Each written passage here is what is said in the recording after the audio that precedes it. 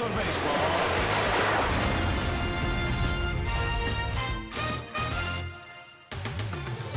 At Citi Field in New York, the New York Mets play the Texas Rangers. Tuesday Night Baseball is presented by Verizon.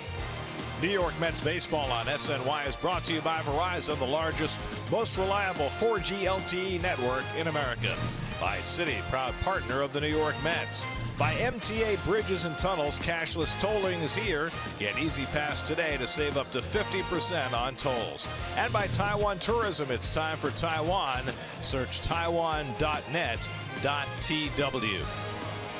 Well, after an off day yesterday, the Mets homestand continues in the big city tonight. It's a gorgeous day in New York. Perfect day to come out to Citi Field and see the Texas Rangers, who rarely arrive in town. Former Met Carlos Gomez is here with them. And extraordinary accomplishments deserve extraordinary desserts. Congratulations, Adrian.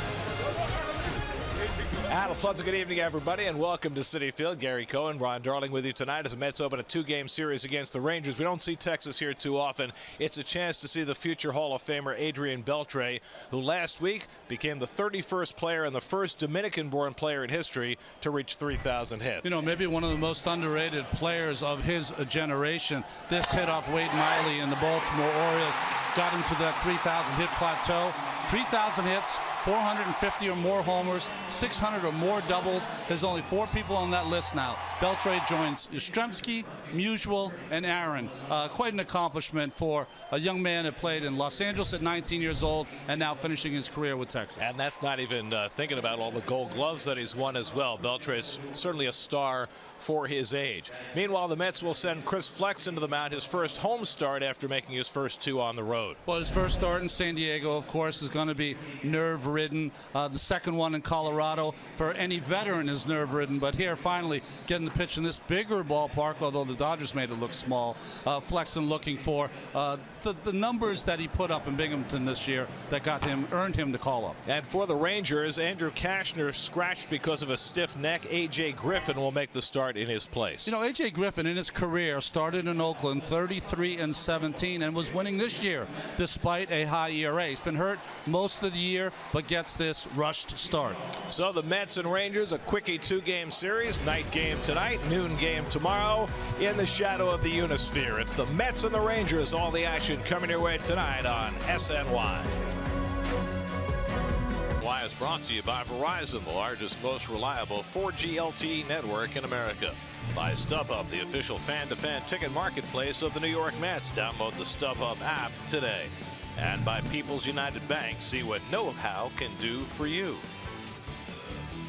Be at Citi Field Saturday, August 19th. The Mets take on the Marlins at 7:10. The first 15,000 fans in attendance will receive a Yoenis Cespedes bobblehead, courtesy of Delta Airlines. For tickets, visit Mets.com/tickets.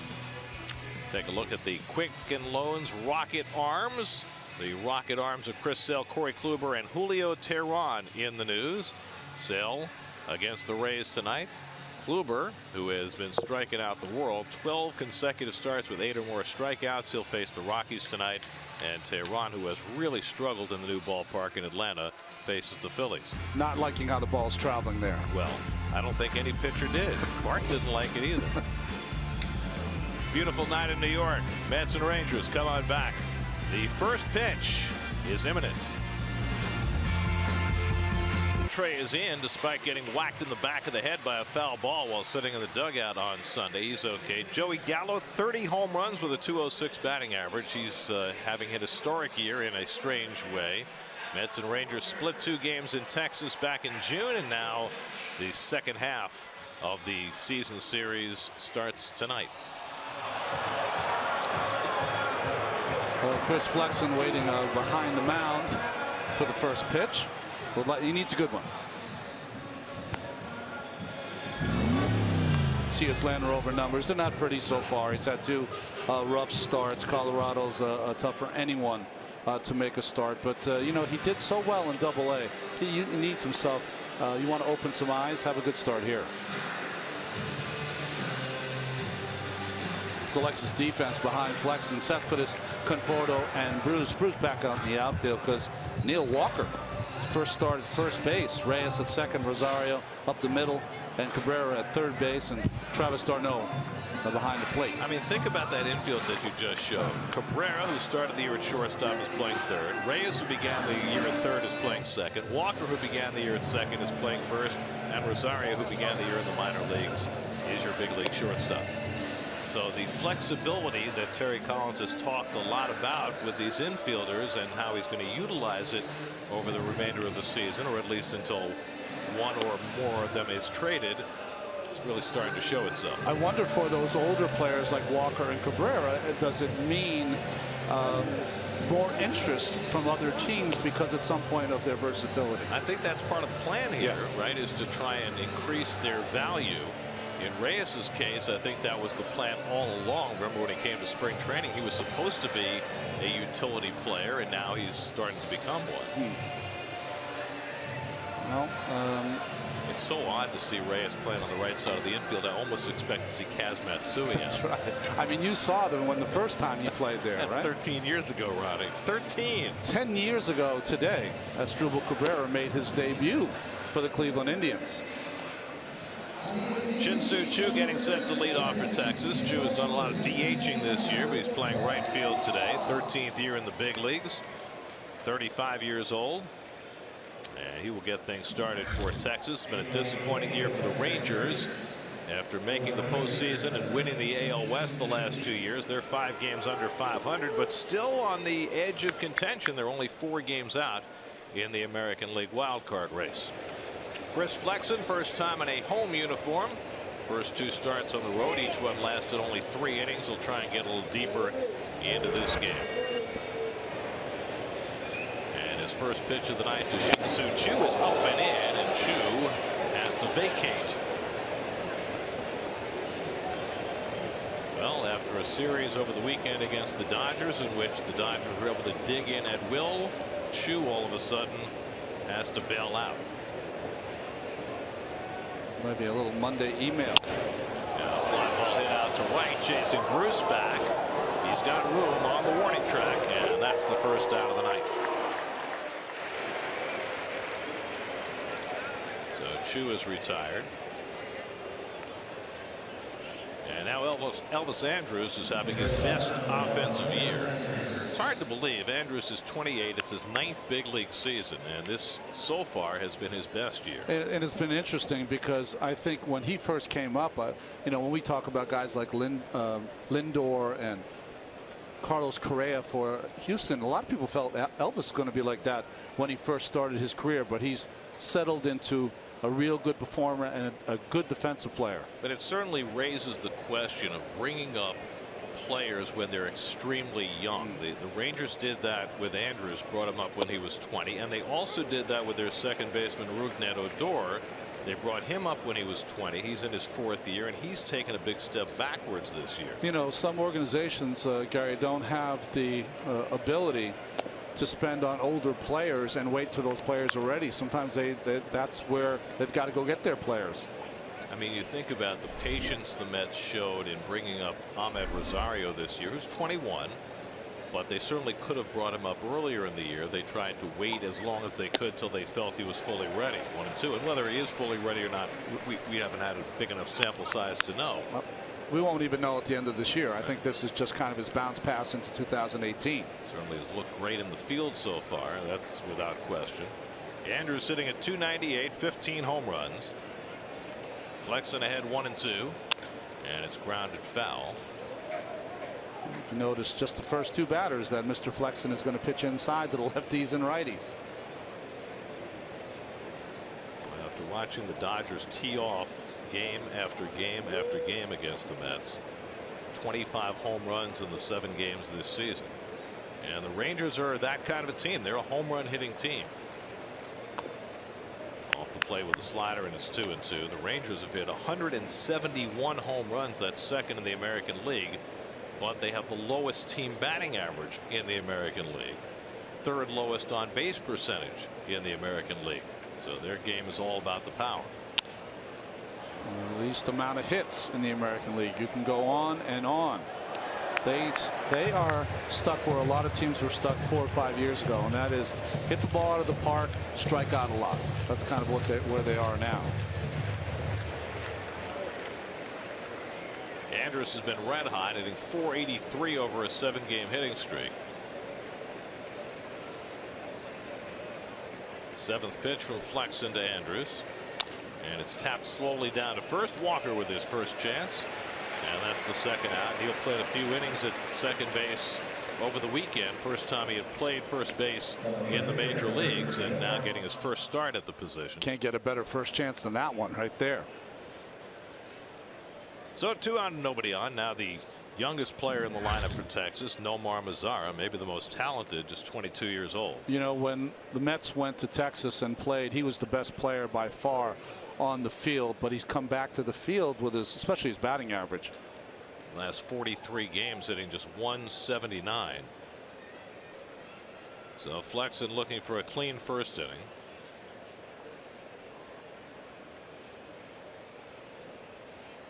He got greeted by a leadoff home run in San Diego by Manuel Margot, first man he faced in the big leagues. He gave up a first inning double to DJ LeMahieu in Colorado, but was able to escape the first inning unscathed. It was the 3rd inning that really did harm to him in Colorado, and he came out of that game with the Rockies not only having been battered around in that 3rd, but also with a blister on his index finger. But that blister appears to be no issue as he takes the start tonight. 1-1 to Mazara. 3 infielders on the right side against him. And the fastball in for a strike. 1-2. To me, Mazara is stuck in this place. He's a big athlete who is a guy who is a doubles hitter, but he's in a ballpark that commands that you should hit the ball out of the ballpark, and I think that is what has happened to him. He usually sprays it around the field.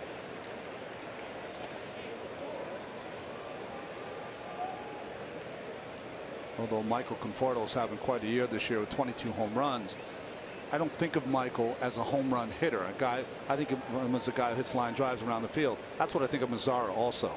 Well, the other thing about Conforto, I think, that separates him is he has as much opposite field power as anybody around these days. So he can go line to line and still hit his 30 home runs a season. 2-2 coming. Broken bat liner past the mound, but Rosario playing in the perfect spot to throw out Mazara. And Chris Flexen has a 1-2-3 opening inning. Mets come to bat in the bottom of the 1st against A.J. Griffin with no score. Back in there after missing 2 games with a stiff neck. Neil Walker getting the start at first, as we mentioned. Jose Reyes playing second, as the Mets go up against A.J. Griffin, who's pitching because Andrew Kashner came up with a stiff neck. Well, his Toyota numbers, you can see 5-2, but his ERA 5.20. But he's given up 12 home runs in only 45 innings pitched, so that's why that ERA is high. He was on the disabled list for more than 2 months with an intercostal strain. This is only his 2nd start since returning. And Michael Conforto takes a strike. Conforto 0 for his last 7. There are a lot of 0-fers up and down this lineup. You can understand why after the Mets went 12 for 93 in their series against the Dodgers. But Conforto ends that quickly. He drives it and hits it out of here. Another leadoff home run from Michael Conforto to give the Mets an instant lead. His 6th leadoff home run, his 23rd of the year, and it's 1-0 New York. No, I was just about to spit out that A.J. Griffin is the kind of pitcher, throws 87, 88. He's got a big, slow curveball, changeup, and cutter. Well, Conforto saw his first slow curveball and didn't miss it. Just a little spinner right down the middle of the plate, and this ball got out like a shot up against the facing and back into play. Now that's Griffin's curveball. He averages 66.8 miles an hour on his curve, which has got to be the slowest of anybody in baseball. I mean, never seen a pitcher and to be able to wait on a slow curveball like that. We used to see what El Duque used to like fool around and make fun. Yeah, I mean, there are guys who will throw a pitch that slow, but not consistently the way Griffin does. That Mets home run means $2,000, enough for No Kid Hungry to provide 20,000 meals courtesy of Citi. Brown pops one up into shallow left, and Mazara comes in to call. That's the first out. Well, we saw against the Dodgers a quality pitching, really superb there. Conforto missed a lot of breaking balls, but he certainly didn't miss this one down the middle. I mean, that ball was hit as hard as we've seen a ball hit this year. 6 leadoff home runs for Conforto, 1 shy of the club record that Curtis Granderson holds. Granderson had 7. And well, Michael's got nearly a third of the season to go. I guess the only question is, will he be hitting leadoff that entire time? Here's Jay Bruce taking a strike. Bruce, one of 3 hitters in the Mets lineup who has faced A.J. Griffin before. He's 0 for 4 against him. Jay sat out both Saturday and Sunday with a stiff neck. Back in there tonight. And he gets straightened up by Griffin 1-1. And that's about where Griffin's going to top out. 88, maybe 89 miles an hour every now and again.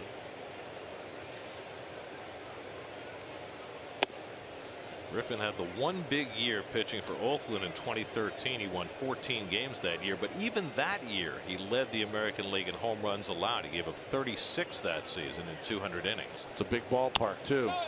Then he went down with Tommy John surgery and missed basically the next 2 years before returning last year. Made 23 starts last season with Texas. Oakland had let him go after he had the Tommy John surgery, and Rangers signed him as a free agent. That's pulled down to first, handled by Joey Gallo, and that's the second out. Well, defensively for the Rangers, Gogo Gomez in center field started his career with the Mets in 2007. Beltre with the 5 Gold Gloves at third base. Joey Gallo, a little defensively challenged at first base, and Chirinos behind the plate now that Jonathan Lucroy has been traded to the Rockies. So that outfield is Noma, Gogo, and Suchu. Yeah, there you go. Here's Cespedes. Cespedes just an infield hit in his last 12 at bats. Nods out at his former Oakland teammate A.J. Griffin before taking the turn at bat, and takes a fastball high for ball 1. So the outfield could be Japanese anime at some point. There's a lot of defensive talent in that outfield.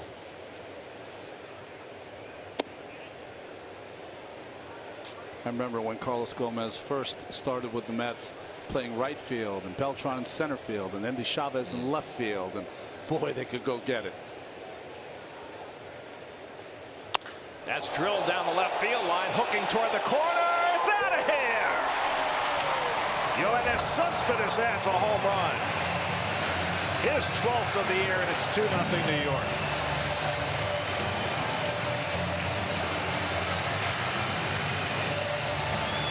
Well, one of the things we've been watching all season long with the kind of deficient power numbers of Cespedes is that we've said from the beginning he's one of the best breaking ball hitters we've ever seen. Well, he's been missing that breaking ball. He didn't miss that changeup here. See the changeup grip?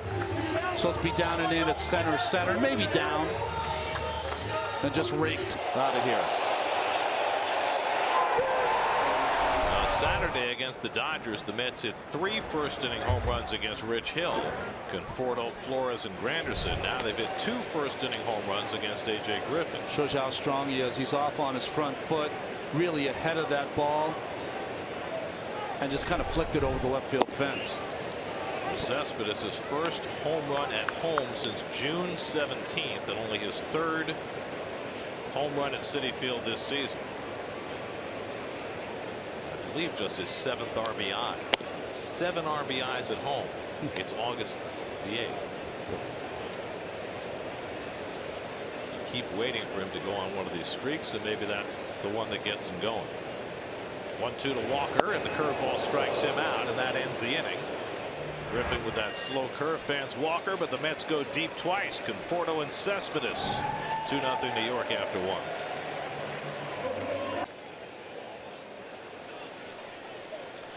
Adrian Beltre, who had his first ever 5-hit game in his career at Shea Stadium in 2004 as a Los Angeles Dodger.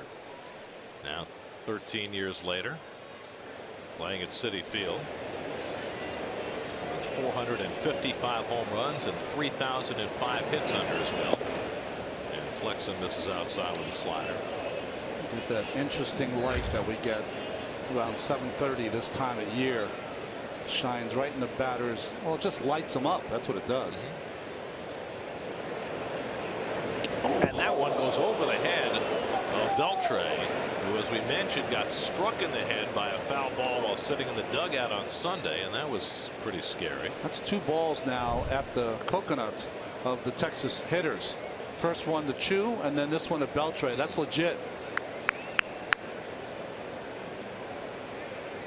Well, after having seen Mitch Haniger get hit in the mouth on that last road trip, right, those things just scare you to death. Now flexing behind 3-0. See what happens with this ball. Watch it whiz by his helmet. Is that had a little run to it, so it kind of chased him. He couldn't get out, barely get out of the way. And a 4-pitch walk puts Beltre aboard to lead off the second, the first base runner for the Rangers. Flexen walked a total of 5 in 6 innings in his first 2 starts. And now Rougned Odor, who has had a really puzzling year. Last year 33 home runs at 271. This year he's hit the home runs, got 24, but hitting just 217. 254 on base percentage. He almost never walks. It's like a smallish player who's got pop, who's decided to hit the ball in the ballpark. The Mets see Freddie Galvis, the Philadelphia Phillies, same kind of approach. I think Odor has more power than Galvis. This one popped up foul. D'Arnaud back for a look. I mean, Odor has punch. Yes. Yes, he does. It doesn't matter what he does in the game. He'll always be a part of it because of that. Yeah. First line in his bio. That's right. Well, one thing the Rangers have done, they've locked up some of the young players, and Odor is one. He signed a 6-year deal that takes him through the 2022 season. Signed that after that big year he had last year. He's only 23, and he's already in his 4th big league season. Remember when the Mets were in Texas, he made the key error in the 9th inning of the second game that gave the Mets the split in that series. He's an offensive player. His defense is not up to snuff usually. You won't be known for his defensive play, but he's got some serious pop.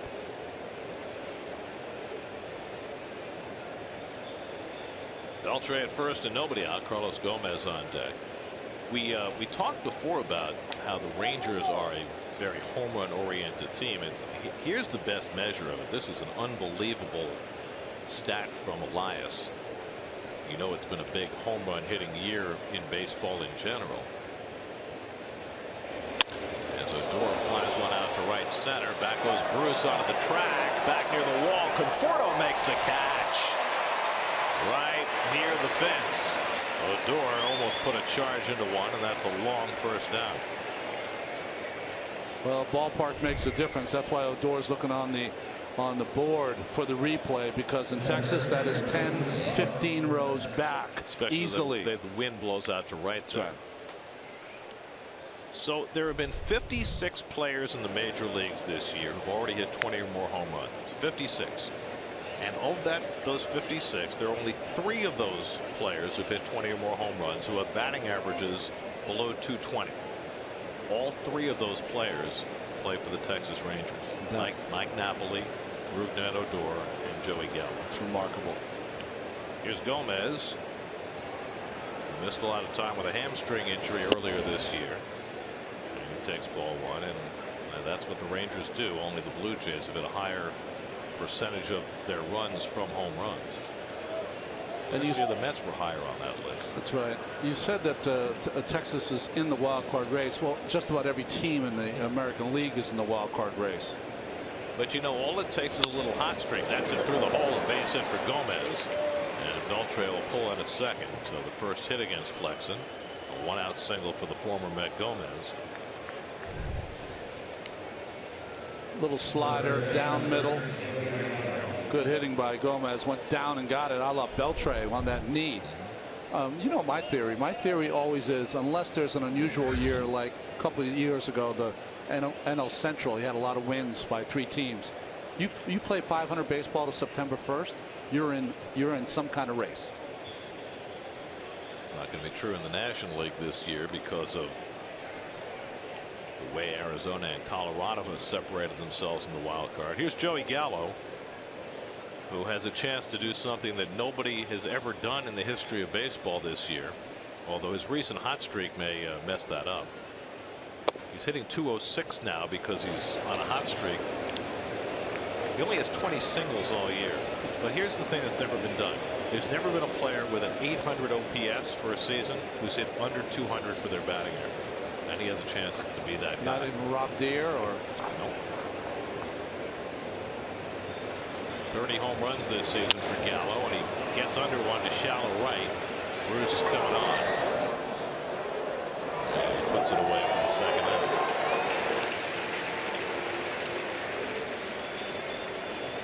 I mean, Joey Gallo epitomizes what the game is becoming. Yeah. All or nothing, home run or strikeout approach. Gallo's one of those guys that probably had a future as a pitcher also, and decided to become a hitter. And you're right. You can see by that swing. Well, you know who his hitting coach was as a kid? It was Chris Bryant's dad. Was his hitting coach, and he played with Bryce Harper on a lot of youth teams. I was going to say it was either Bryant or Mr. Harper, one or the other. I mean, that Las Vegas area has become such a hotbed, particularly for hitting talent. Here's Robinson Chirinos, who had been the backup catcher until the Rangers traded away Jonathan Lucroy. Now he's become the primary catcher. He takes inside, and so far primary catcher has not necessarily agreed with him. His last 16 games is hitting 143.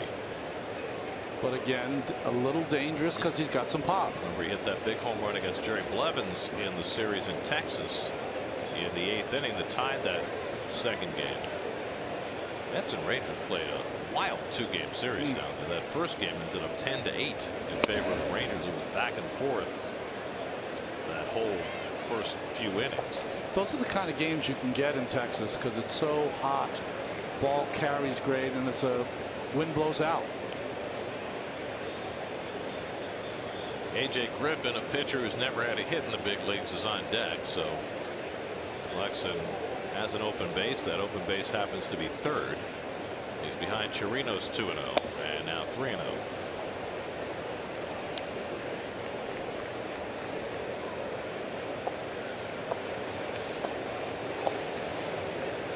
The dynamics of hitting in the 8th slot in front of the pitcher is something you have to learn or relearn when you play these interleague games for American League teams.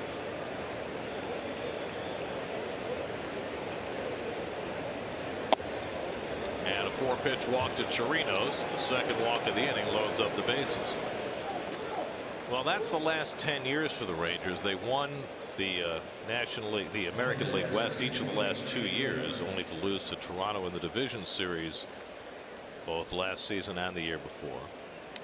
Had that unbelievable series against the Cardinals where there were 1 pitch and 1 out away. Ron Washington was the manager then, and the Cardinals came back.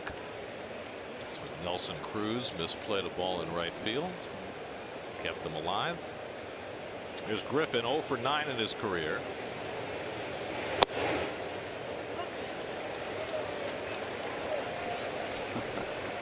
A.J. Griffin shaking his head like I got it, but that front foot wants to go towards third base. He's about 5 feet from the outside corner.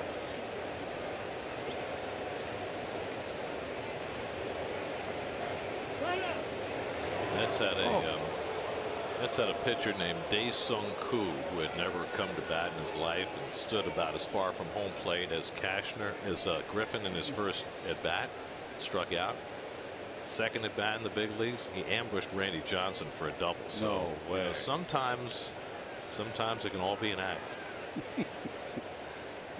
It's not an act if you throw the ball in the outside corner. It's 2 more, and let's go to hit. And now it's 0-2 to Griffin. If A.J. Griffin looks like a surfer dude who plays the guitar, it's because he is. He's a musician. It's from El Cajon, right? Which is San Diego. University of San Diego.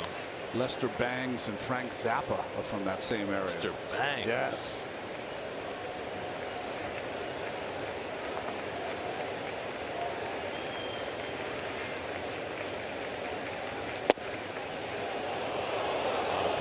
They may not know who Lester Bangs was, but he's a great rock critic For the Rolling Stone. who got name checked in REM's song. That's right. It's the End of the World as we know it.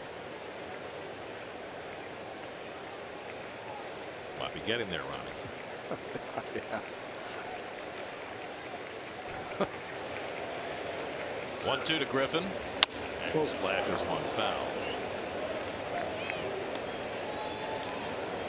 You think he's got to get some new lumber, doesn't he?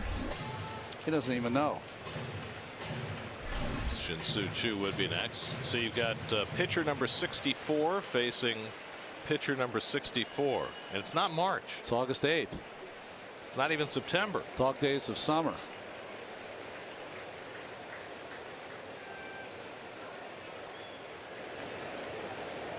Bases loaded, 2 out. And Griffin lays off the slider, and it's 2-2. Well, he's hanging in. Doesn't have a big league hit, doesn't have a big league RBI, doesn't even have a big league sacrifice to his credit. Beautiful night in New York. A little of that sun glinting off the buildings in center field and right into those glasses of A.J. Griffin.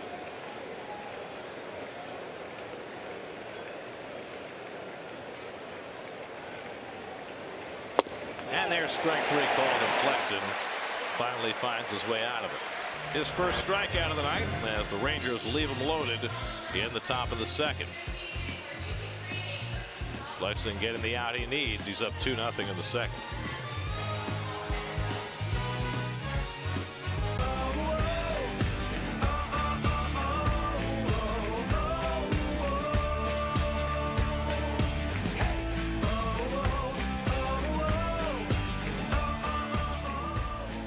Mets off to a fast start tonight. Home runs from Michael Conforto and Yoenis Cespedes in the opening inning. And Jose Reyes leads off the second against A.J. Griffin.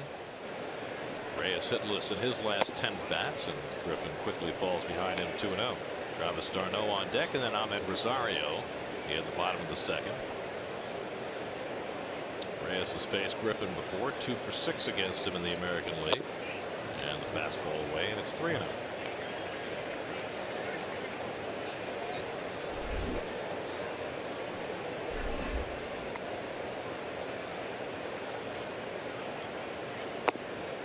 Reyes draws a 4-pitch walk to start the second inning. Stay connected with a fully customizable experience with the MLB.com at Bat app. Get New York Mets home screen icons and app features, as well as game day, live game video highlights, radio broadcasts, StatCast, news, and more. Download MLB.com at Bat today. Here's d'Arnaud as the average up to 241 for the year. He had the only hit for the Mets on Sunday night when they were completely stifled by Hyunjin Ryu. Mets had only 1 base runner against Ryu in 7 innings, and a lot of, let's just say, not very competitive at bats. That scored just 4 runs on 12 hits in that series against the Dodgers, and 3 of the runs came in the first inning on Saturday with 3 solo home runs. 5 in a row out of the strike zone for Griffin. Now, Griffin was supposed to start the day game tomorrow. I'm not sure what time he found out he was starting tonight. We were told that Andrew Cashner was scratched about 4 hours before the game tonight. And that's 6 straight out of the strike zone, so Griffin really struggling right now. That's how the Mets performed against the Dodgers. When they had chances, they left them on. 4 solo home runs Saturday, scored all the runs that they tallied in the series. Got shut out Friday, got shut out Sunday. I'm hearing in my ear that that's the first time the Dodgers have ever swept a season series against the Mets. Well, they used to play 12 games a year back in the day, and the Dodgers at one time won 11 straight from the Mets over the 63 and 64 seasons. So it was 1 to d'Arnaud. Of course, those were events back then when the Dodgers and Giants used to come first to the Polo Grounds and then to Shea. Those were always the biggest crowds the Mets had in those early years when the Mets were not very good, and there was still a lot of affection for the teams that had left. I can say even into the 80s, there were a lot of people that would wear the blue B cap to the games when the Mets played the Dodgers. By the way, there were a lot of Dodger fans here over the weekend. I think. Oh, were there? I think there have been more Dodger fans hatched in the last month and a half. Right. Why not? Winning 44 out of 51 will do that for you. Well, international flavor of the pitchers that they had pitching in the series also. 2-1 to Darno, and Travis unloads deep left field toward the stands. It's out of here. 7 batters deep, 3rd home run of the night for the Mets in a 4-0 lead. 10th of the year for Darno, and his first at Citi Field.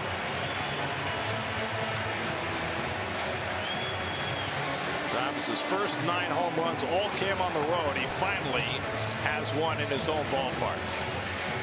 Don't think he didn't know that.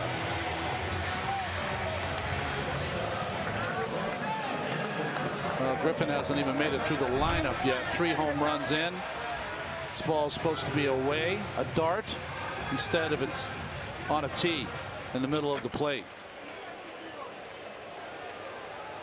It's 15 home runs that Griffin's allowed in 46 innings. Ahmed Rosario pops the first one up, and they go out of play.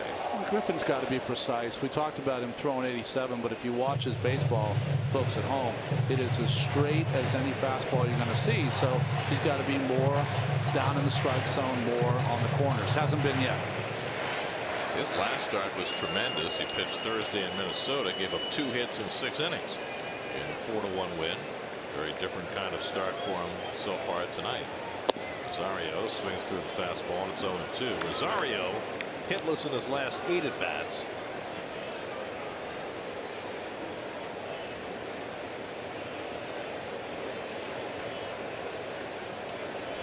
And what we heard about Rosario when the Mets were hesitant at bringing him up, that he was not very selective at the plate, that has come to pass through his first half-dozen games. He pulls that one down to Beltray in 3rd. And the 5-time Gold Glover throws him out 1 away. Yeah, wrong guy to hit it to right there. Hanging curveball, but Rosario kind of got it off the end. Watch how he fields this off to the side, but he just has such great hands. And look that ball right into the glove. He's an unorthodox fielder. You'll see him play a lot of balls off to the side. Throw kind of going away from first base, but so effective. Chris Flexen 0 for 2 to begin his big league career.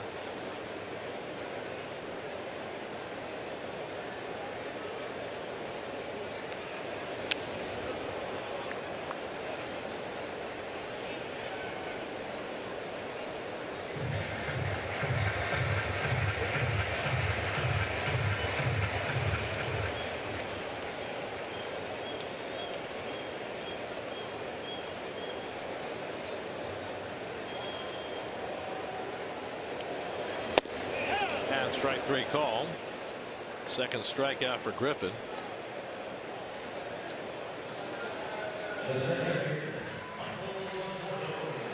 So 2 out and nobody on. Now Conforto, who hit Griffin's second pitch of the game off the facing of the Coca-Cola corner for his 23rd home run of the year.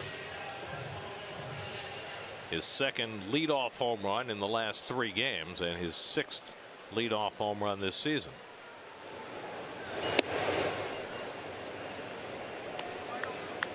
I wonder, as we move through the final third of this season, whether there's going to be a point when Conforto is moved out of that leadoff spot, just to get a look at how he fares in more of a run production part of the lineup.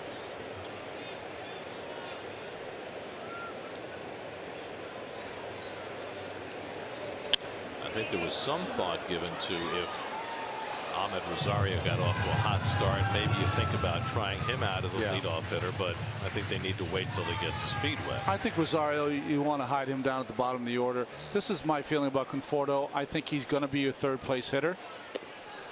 but he's having so much success this year. I would not change a thing for as far as this year is concerned. He's going to be able to make that transition. That's not going to be a difficult thing for him. He's a natural born hitter, but he's having such a great year. Why change anything? It's the one of the few things that's working. Too high, ball 4, second walk of the inning for Griffin.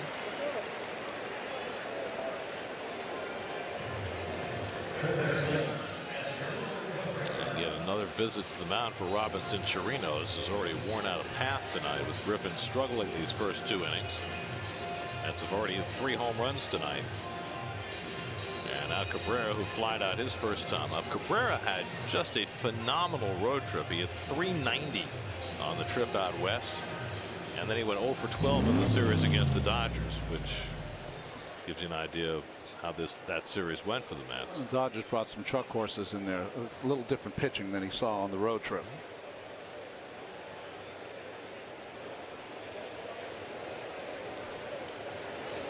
And that slow curveball in for a strike. I like that pitch on the first pitch, first strike. Here's the 5-finger changeup. Really a palm ball. The tightness is between the thumb and either the ring finger or the last finger, the pinky finger. How in the world do you control that pitch, though? It's it's innate. It just feels right in your hands. But I've seen guys. I had a teammate, Joe Baver. Do you remember him? Sure. A right-handed pitcher. He had a great palm ball. And the key to it is you hold it, you throw it as hard as you can, and you pull down on it. Those are the 3 things you have to remember when you throw it. Which finger does it come off last? It can come. There's 2 ways to do it. You can do it the thumb and ring finger is where the pressure is, or the thumb and the pinky is where the pressure is. One of those, and when it comes off, it should come off your middle finger pulling down. Here's the curveball, hit out to right along the line. Chu coming over to make the catch, and that retires the side. Nice running grab by Chu, but the Mets extend their lead on the Travis d'Arnaud 2-run homer. First time Travis has connected in Flushing this year, his 10th of the year. 2-run shot makes it 4-0 Mets after 2.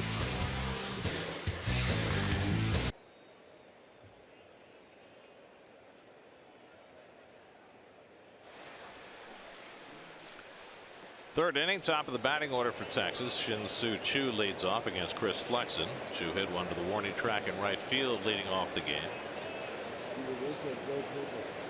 And Flexen starts him with a curveball outside for ball 1.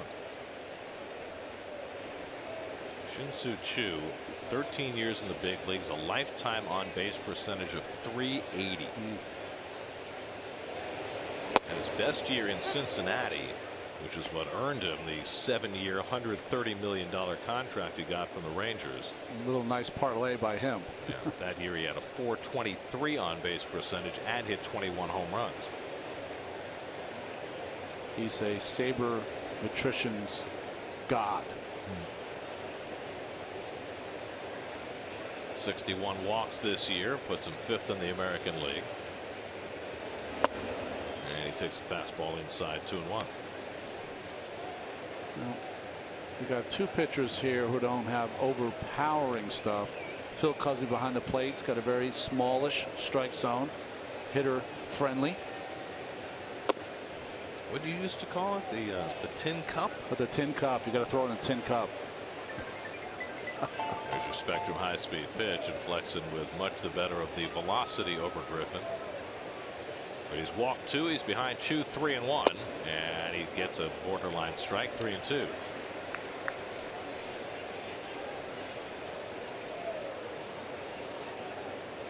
Elvis Andrus on deck, and then Nomar Mazara for the Rangers in the 3rd. Flexen staked to a 4-0 lead. The 3rd has been his Waterloo in his first 2 starts. Chu lifts one out to left center. Cespedes back, has room on the warning track for the first out. 3rd warning track fly ball hit by the Rangers in the first 3 innings. You know, we were talking before about the palm ball, which was with 5-finger grip. Well, he also throws his breaking ball very unusual.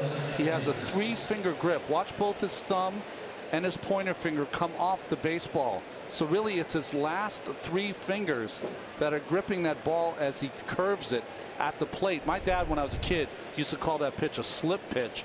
And that's the reason why he throws at 66 miles an hour as opposed to harder.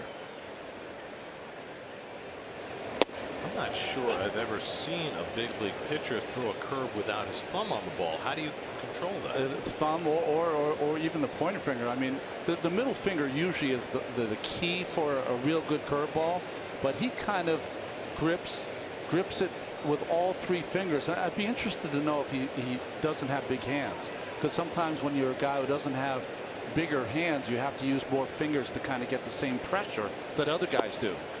I mean, we've seen guys extend their index finger and just use their middle finger, but I don't think I've ever seen a guy with his thumb out like that. Yeah, we've seen guys kind of like fold the thumb in. We've seen them have it off the ball. I think Wainwright throws it like that, but not to have both these off, these 3 on it, and boom, turning it over. It's very unusual. That's what makes pitching great. You can do it in so many different ways. It's almost like he's going to snap his fingers at some point.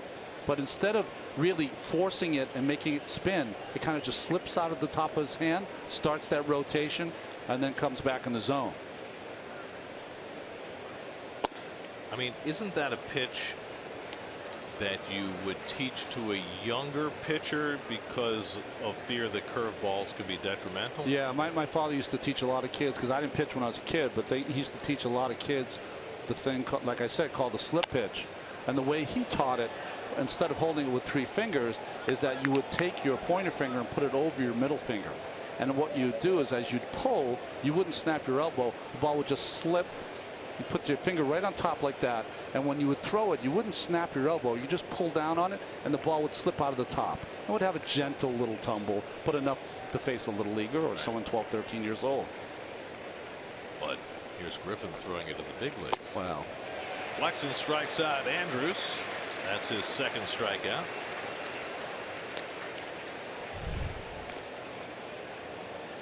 You know, there was a feeling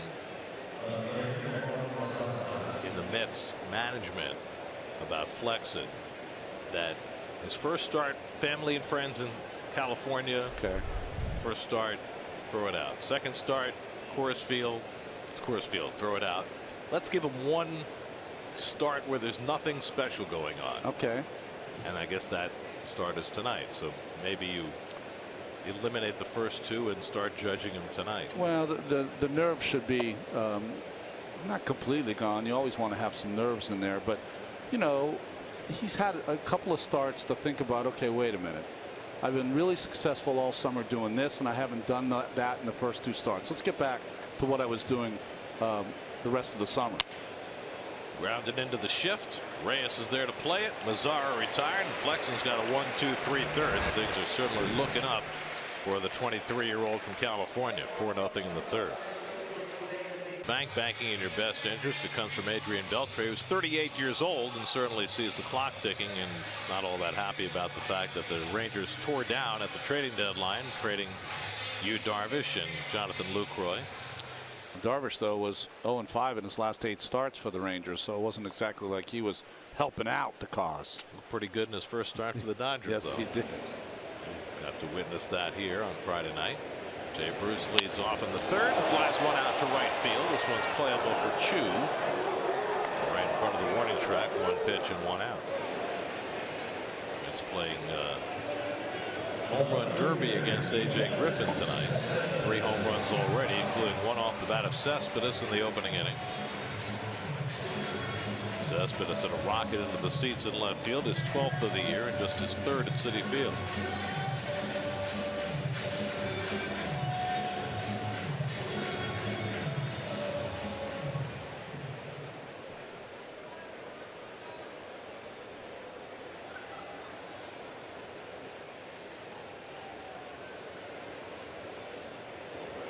It's been a while since we've seen the canary yellow sleeve. Perhaps a harbinger of, well, usually spring, but we're a little late in the year for that. But a harbinger perhaps of something good for Cespedes. That's right. Slow curve from Griffin for a strike, and it's 0-2. A little more sharpness to it from A.J.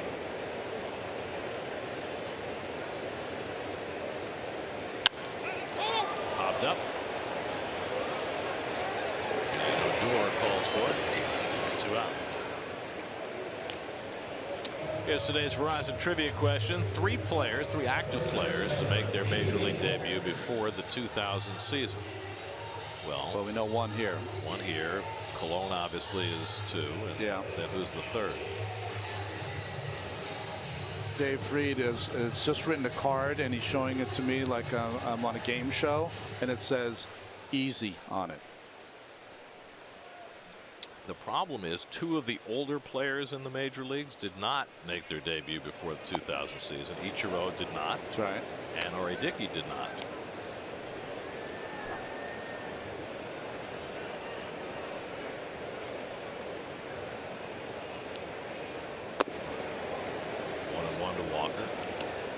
Albert did not.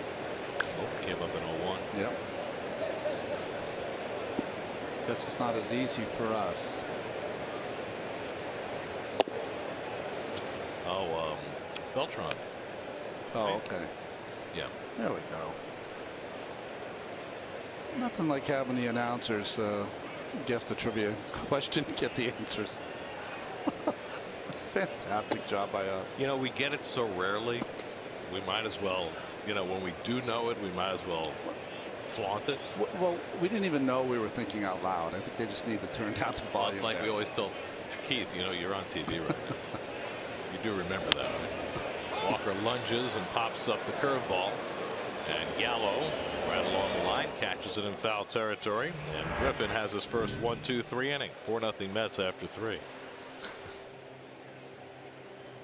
Mets with a trio of home runs tonight against A.J. Griffin. Chris Flexen looking to get deeper into a game than he has in his big league career.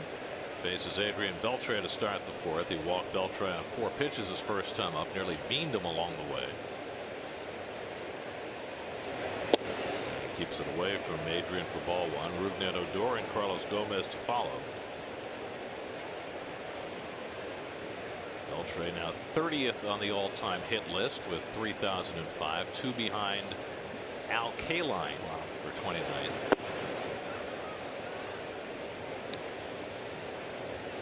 You get to 3,000, and then with your next hit, you pass Roberto Clemente, whose 3,000th hit was his last hit against John Matlack.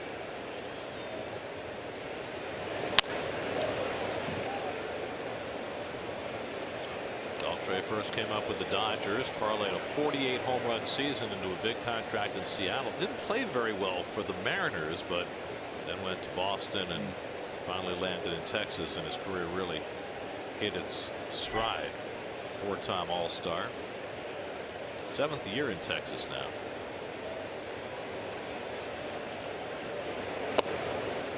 There's a strike, 2-2. You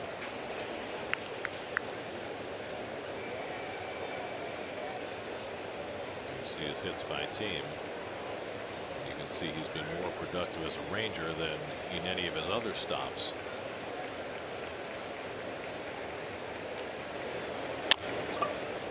Gets a 10-footer, and Darno throws him out 1 away.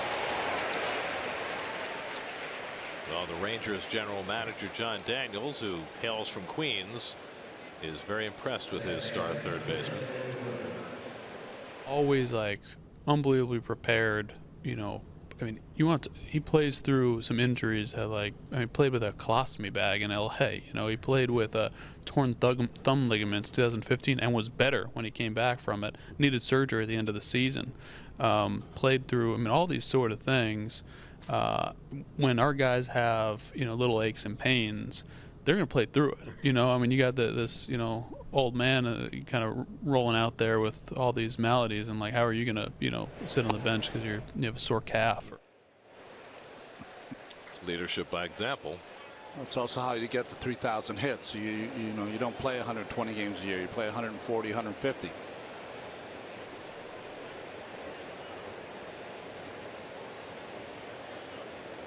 Interesting. We gave all those numbers, but you know, he put a lot of time in 2 ballparks where the ball didn't travel, Dodger Stadium and Seattle.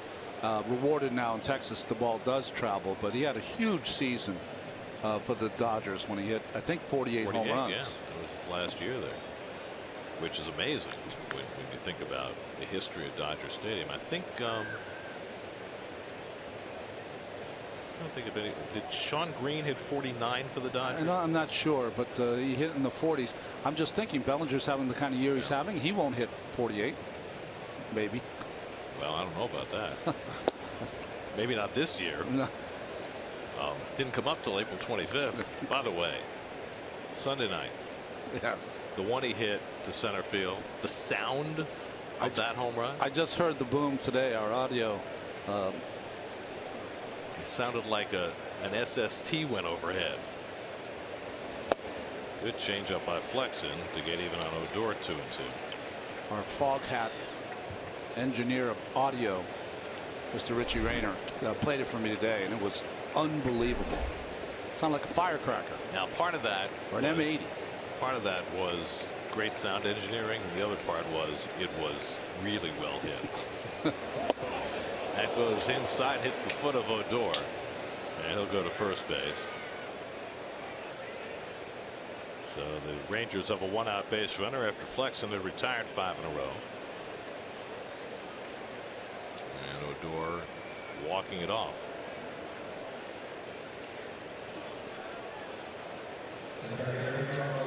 You know, we were talking about Griffin's changeup earlier, almost like a 5-finger palm ball. Here's the difference in the grip of Flexen. More the traditional in the end of the fingers, circle grip. Got a little bit of space in between the palm and the ball, unlike Griffin's. Odor's hurting at first base. Still got that shin guard on. Usually they chuck that away quickly. Maybe we got to play the John Daniels sound again for Odor here so he can hear it.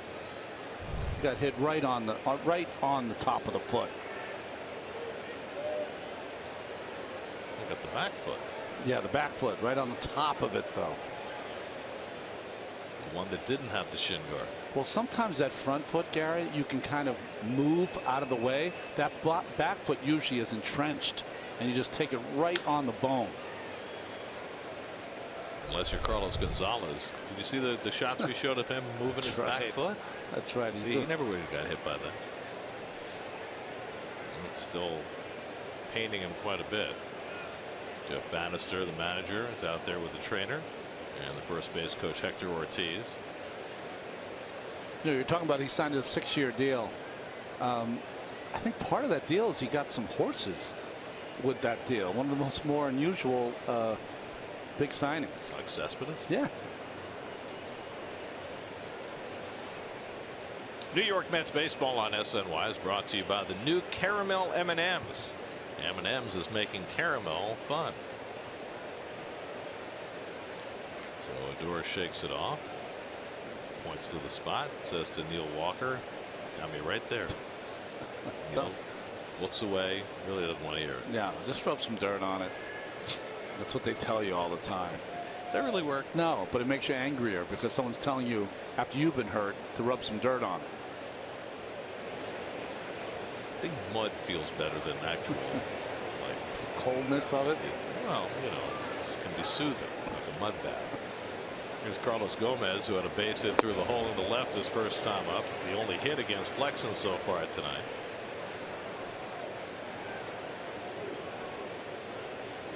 I think there's going to be a time when almost all the players are wearing a helmet with a protective flap. Yes. Yeah, I agree. And I also think there's going to be a time not too far off when all the pitchers are going to be wearing protective hats as well.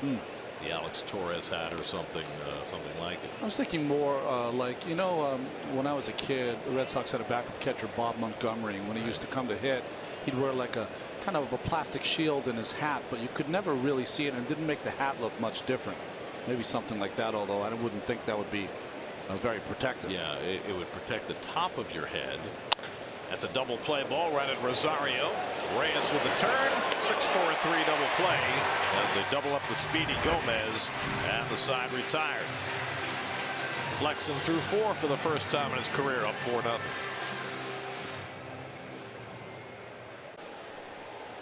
Home fourth inning, Jose Reyes leads off against A.J. Griffin and swings over that very slow curveball, 0-1.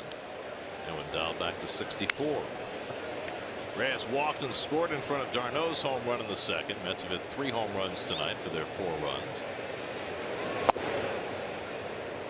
Griffin misses with a fastball, 1-1. Darno on deck, Rosario behind him.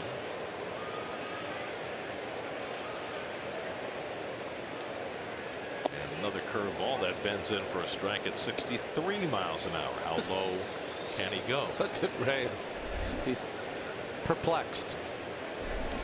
I mean, again, this is not a trick. This is the way he throws his curve, and he strikes out Reyes with it for the first out.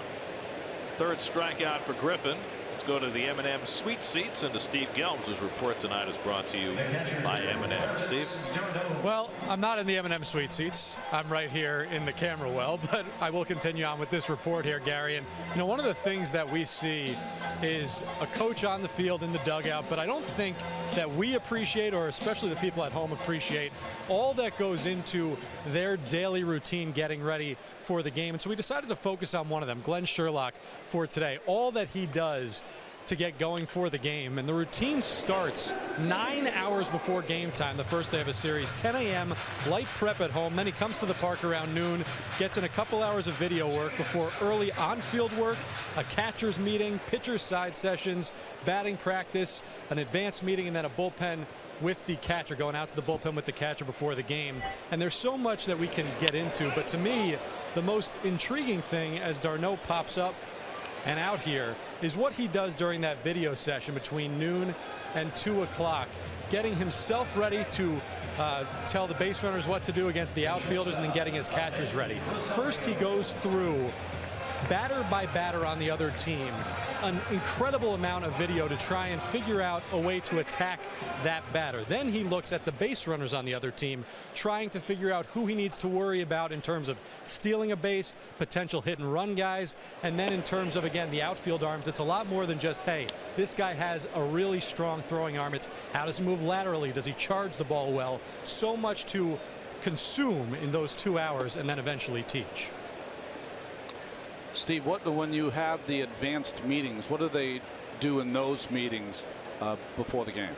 Well, for Glenn Sherlock, in his advanced meeting, it is about preparing the batters as Rosario flies out to center field here to end the inning. But it's about preparing the batters for what they're going to see with all three outfield arms and really who they can run on and in what situations.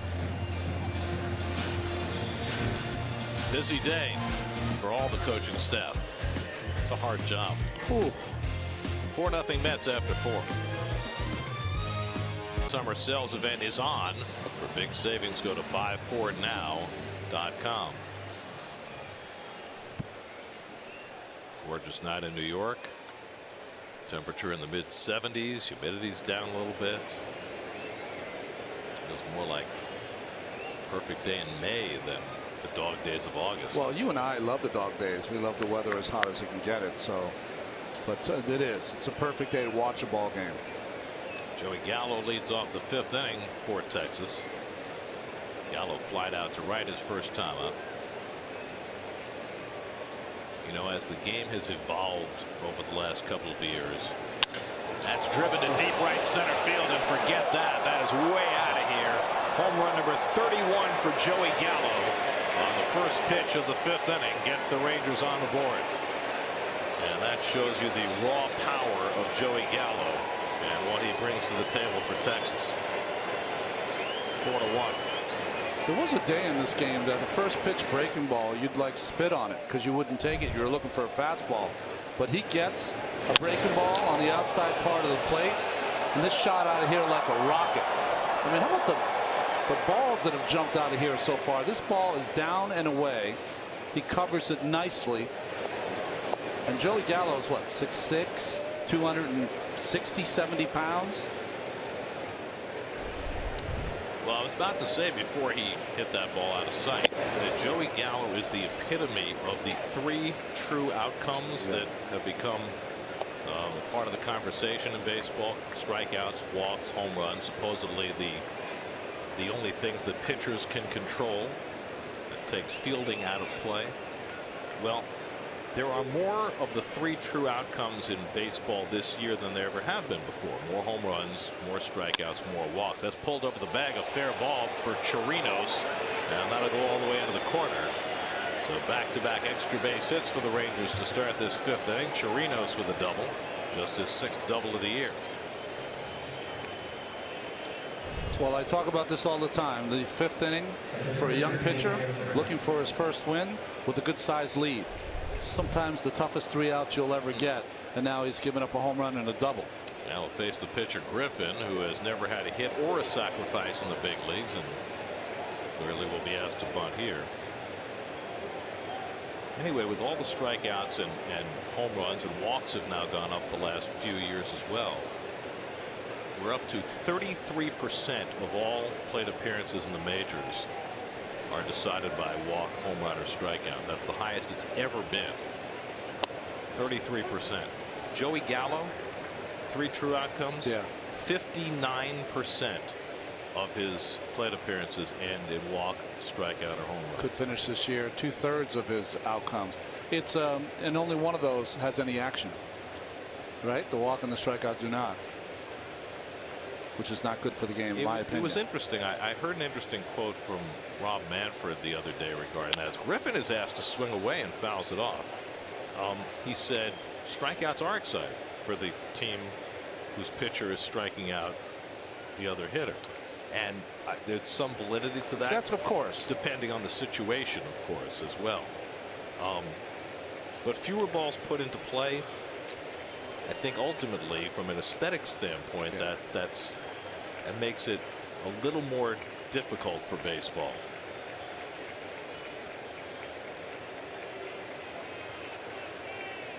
Well, he wasn't swinging on 0-1, so he's not going to swing, not going to bunt on 0-2. And he takes a call, 3rd strike. 3rd strikeout for Flexen. Hey, listen, I think Mr. Manfred can be right about that, Commissioner Manfred, because I sat here in Flushing and watched some of the greatest games I've ever seen with number 16 striking out the world. But we're talking about pitchers that aren't strikeout pitchers, averaging 6, 7, 8, 9 strikeouts per inning pitched. And we gave the stat last week. The last 5 months have been the 5 highest strikeout months in the history of the game. They keep setting new records every month for the most strikeouts ever in any month. And it's like anything else. In small measures, strikeouts are exciting, home runs are exciting, but when all anybody's doing is hitting home runs or striking out, that kind of detracts, I think, from how exciting each event is. That's grounded down to first, and Walker handles it to retire Chu for the 2nd out as Chirinos goes to 3rd. You know, there was a time where there were 5 strikeout pitchers in each league, and you knew exactly who they were. And not that other pitchers would not have a big strikeout night, but that was unusual. So you pulled for them. But, you know, if each team, and I'm talking about the team, because we don't have starting pitchers who last a long time. So the pitching staffs, if both teams strike out 15 to 20 times a game, I don't see how that can be exciting, because it's not one person doing it. It's a pitching staff doing it, which means nothing. Well, Eric Goodell is up with another early call in the Mets bullpen. He was the first man out of the bullpen Sunday night. Slow ground ball hit by Andrews. Tough play for Rosario. Gloves it and fires, and he got him. Side retired. Ahmed Rosario charging hard and throwing out the speedy Elvis Andrews to get Flexen through the 5th inning. That saved a run. Coming in hard and throwing on the move. Got him by a stride. Halfway through, 4-1 New York. Through 5 innings with a 4-1 lead. Michael Conforto and Yoenis Cespedes and Travis d'Arnaud all with home runs tonight for the Mets. 4-1 lead as we go to the bottom of the 5th, and Flexen will get his 2nd at bat. Needs a knock, right? Well, he's 0 for 3 to start his big league career. He actually did a pretty good job in limited at bats in the minors. Went 4 for 15. That's 267. Yeah.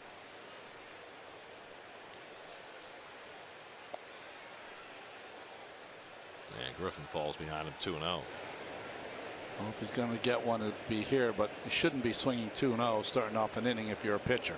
Got to take this pitch. There you go.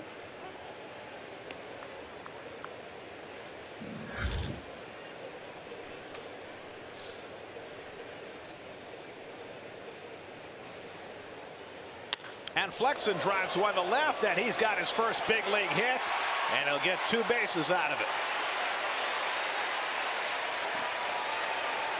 Put that ball on the souvenir shelf.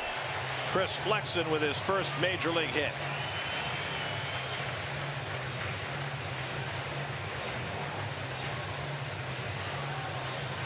Nice fake. Threw it off the screen. Off the netting. That's a new one. Yes.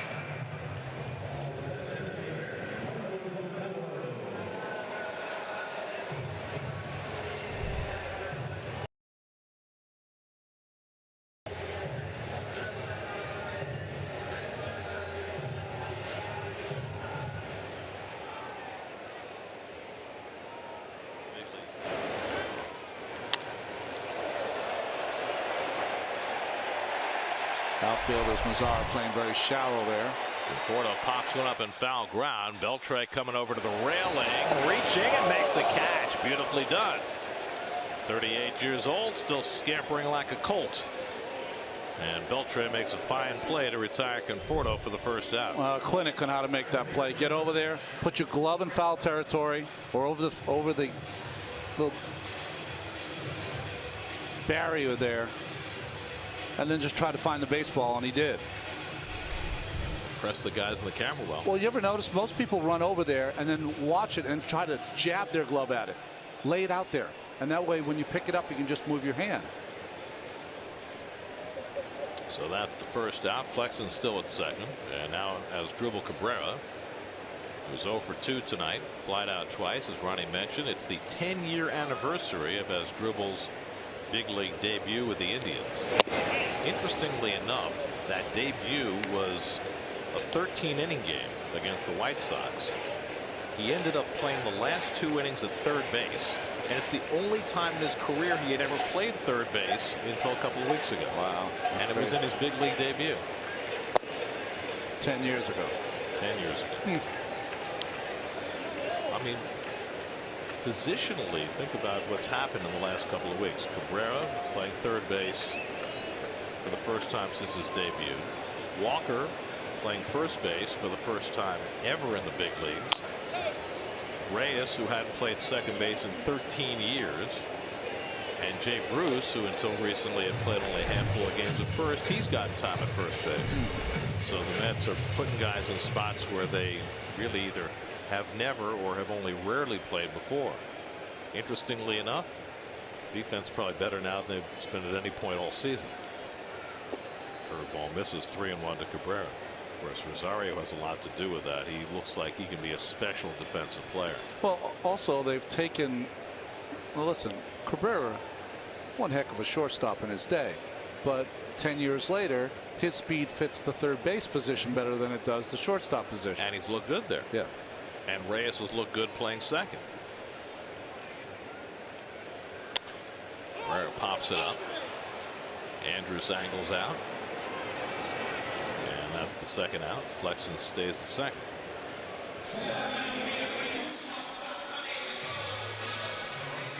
So 2 out. Here's Bruce, who's grounded out and flat out 0 for 2. You know, when you're facing a pitcher who doesn't have, you know, the 5-letter word stuff, you know, 95 plus, the hammer, all that kind of stuff, and guys have gone deep early, I think you can start to lend yourself that the whole lineup starts to look for that pitch to hit 450 feet, and sometimes you end up with a whole bunch of pop-ups.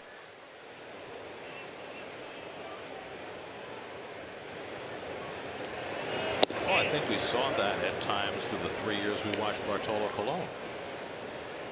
You know, when he was off, he'd give up as many home runs as anybody, but when he was on and you tried to hit the ball out of the ballpark, you ended up making weak contact.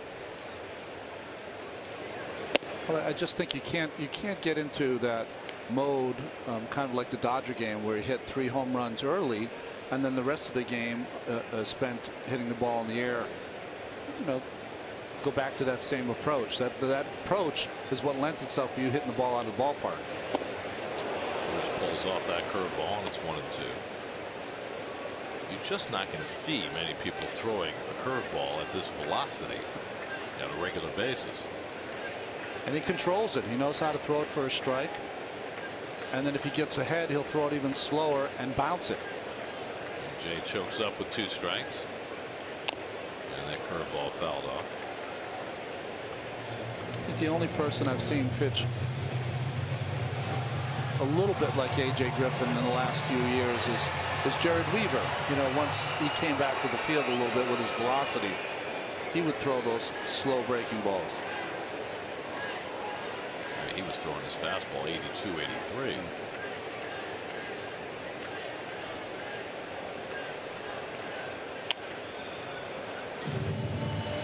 Noontime start tomorrow. So our coverage begins at 11:30 a.m. Set the alarm right here on SNY. Rafael Montero makes the start for the Mets. Not sure who's going to go for the Rangers. It might be Cashner, who got scratched tonight with a stiff neck. Could be the lefty Martin Perez. We'll have to see in the morning what Jeff Bannister decides. Bruce gets jammed by the fastball and fouls it off. The Mets on this homestand are 0 for 15 with runners in scoring position. They went 0 for 13 in the Dodgers series, 0 for 2 tonight.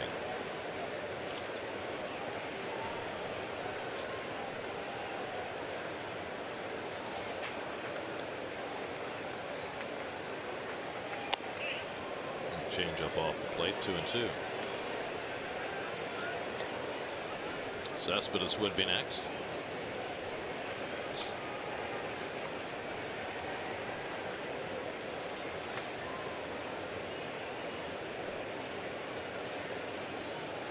Eighth pitch coming to Bruce, and the curveball pulled foul. A little better read on that curve with each offering.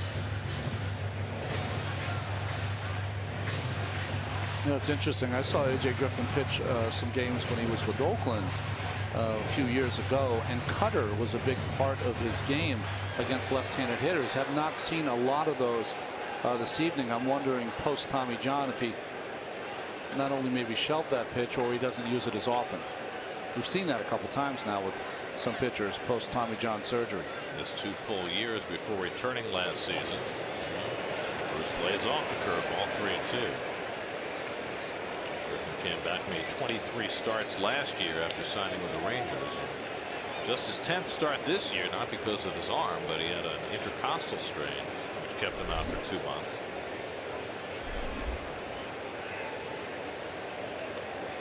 Pitch number 10 coming from Griffin to Bruce, and the curveball drilled down the line, but foul. Oh, every curve he sees in this at bat, he gets a little better read on. Well, the pitch to throw, just whether Griffin is brave enough, and he is, he's a tough kid, is the fastball in. After all those slow curveballs, you want to throw that fastball in that could freeze Bruce. Let's see if he opts for that pitch.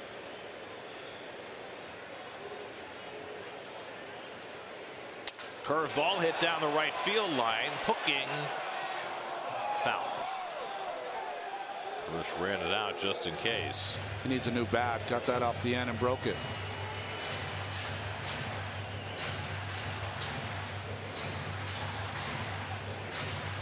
Chirinos is like, okay, buddy, we've tried everything. What do you want to do?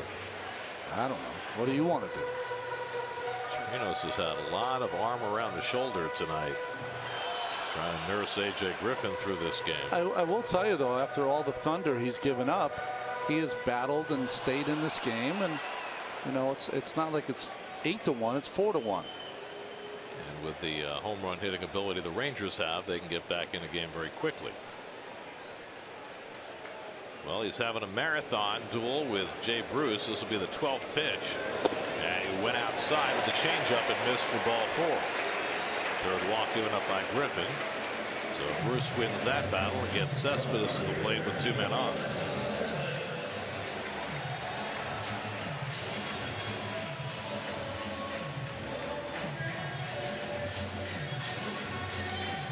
Well, pitching coach Doug Brocail out to talk to him. You know, pitching on 1 day short rest for a guy like Griffin, who usually needs all of his arm strength, this could be his last inning. So just trying to get one more out of him. And he's not a guy who normally throws 100 pitches anyway. He's done it once this year. I mean, he's 7 innings top, 6 innings is the kind of pitcher he is. And it's only his second start back from the disabled list. So he threw 81 in his last start and 81 so far tonight. Sunday, August 20th, McDonald's Family Sunday. The Mets take on the Marlins at 1:10. The first 15,000 fans in attendance will receive a toy truck presented by WB Mason. Plus, all kids 12 and under can run the bases after the game in the Mr. Met Dash, courtesy of Northwell Health. For tickets, visit Mets.com/Family Sunday. So here's Cespedes, who hit a rocket into the seats and left for a home run in the first inning. Flexen has spent the entire inning on the bases. He's at second, Bruce at first, and the first pitch curve from Griffin bends in for a strike.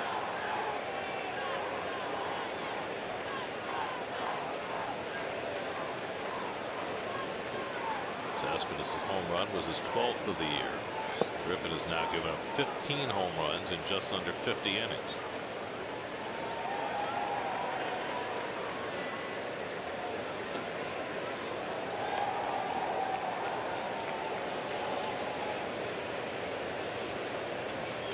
Arthur Joseph Griffin says sometimes when his mom gets mad, he hears Arthur, otherwise never. It's a good name. Ball for a strike, and it's 1-2. Cespedes glancing back at Phil Cuzzy after that last call. Griffin has struck out 3, he's walked 3, he's given up 3 home runs. Which true outcome this time?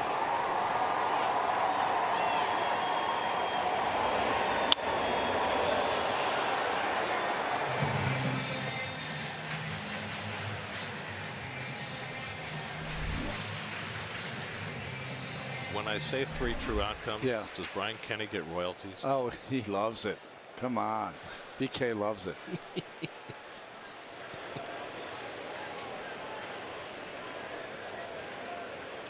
And Cespedes lays off, and it's 2-2.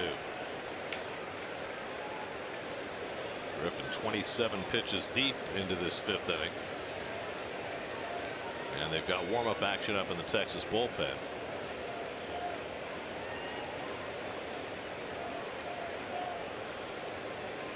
Two out, 2 on, 2-2 to Cespedes. And the curveball well outside the full count. So that'll get Flexen and Bruce an automatic start.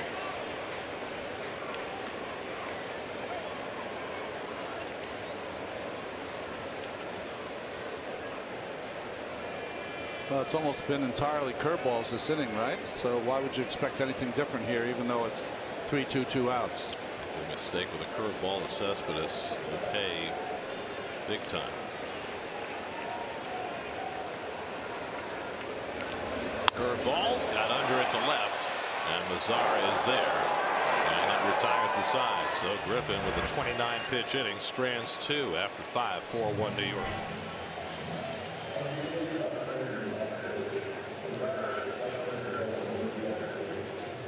Second for the Rangers in the 6th inning. You know, it's amazing when you think about it, for a country that has a population of a little over 10 million, how many incredible major league athletes the Dominican Republic has produced over the years. I mean, there are 5 Dominican players in the 2 starting lineups tonight. That's right. And when you think about the population difference between the Dominican Republic and the United States, and the enormous number of players, particularly over the last 40 years, who have come out of the Dominican Republic. Of course, it's an advantage to be able to play all year round, and for so many of these kids, especially those who grew up impoverished in the Dominican Republic, baseball is a huge dream to try and find a way for a better life. Yeah, it's a national sport, and with a chance to get off the island and make your dreams come true. Omar Mazzara, native of the Dominican Republic, leading off in the 6th inning. He's been up twice, grounded out both times.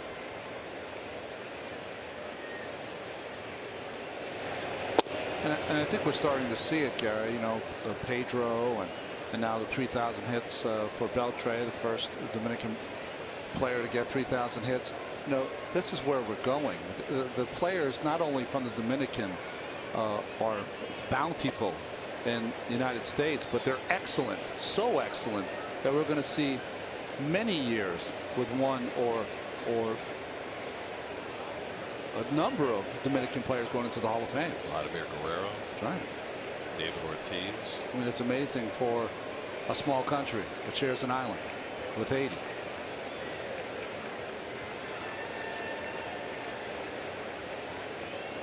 It's true. It's not even an island. It's half an island. That's right. The island of Hispaniola. 1-2 to Mazar. And the changeup up and away, 2-2. Beltre on deck. Then Rougned Odor for the Rangers. Flexen gave up a solo home run to Joey Gallo leading off in the 5th inning. 457 feet of home run. 2-2 coming. And Mazar taps one back to Flexen.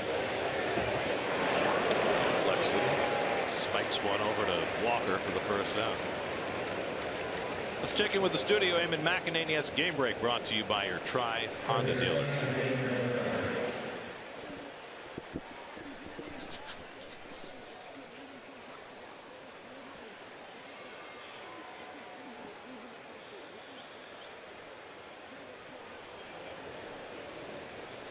All right, Eamon.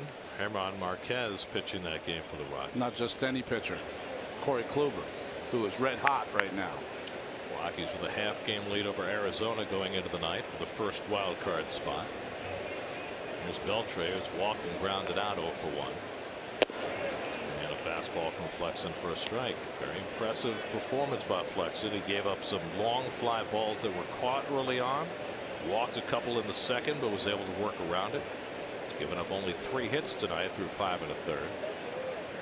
I mentioned it in the open. 3,000 hits, more than 450 home runs, more than 600 doubles. Aaron, Musial, Yastrzemski, and now Beltre.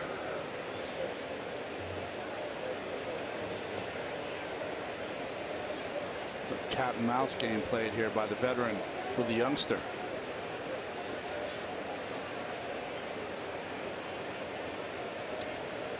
There is news off the field tonight indirectly regarding Beltre.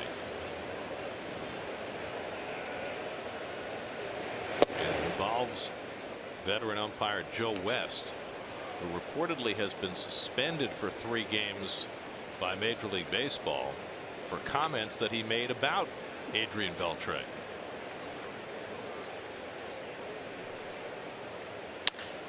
In the air to left center field. It's deep. Back goes Conforto onto the warning track at the wall. It's out of here. Career home run number 456. 11th of the year for Adrian Beltre to cut the Mets lead to 4-2.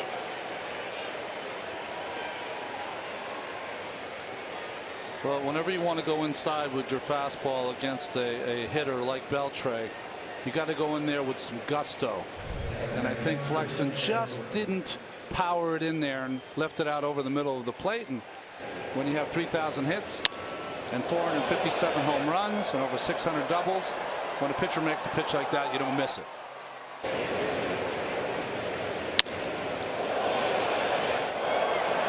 Sounded like a home run, didn't it?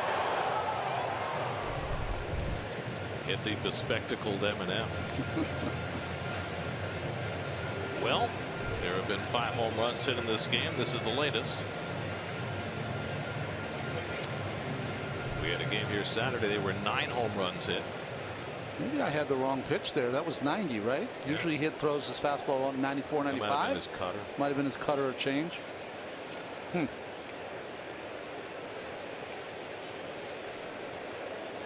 Now Rougned Odor is flied out and been hit on the foot by a pitch. Well, Adrian Beltre, second among active players in extra base hits. Speaking of future Hall of Famers, the guy at the top of the list from the Dominican Republic. Guy 4th on the list. Oh, he's from Venezuela, but Cabrera is going to be in the Hall of Fame someday too. And so might Robinson Cano. That's right. Carlos Beltran, I think, will. He's from Puerto Rico, but Cano from the Dominican Republic. Wow. It's an amazing agglomeration of talent. Odor went around in the half swing, and it's 1-2.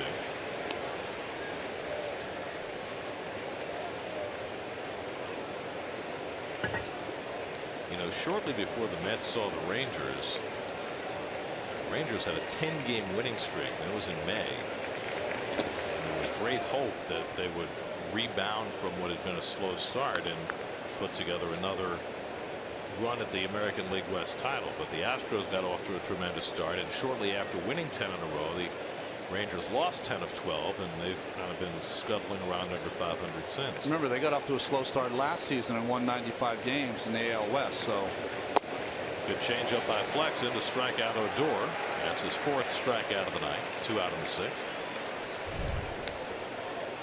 it's the best changeup I think he's thrown all night, because not only did it start on the plate, but it had the kind of the speed differential and also the movement to take it off the strike zone.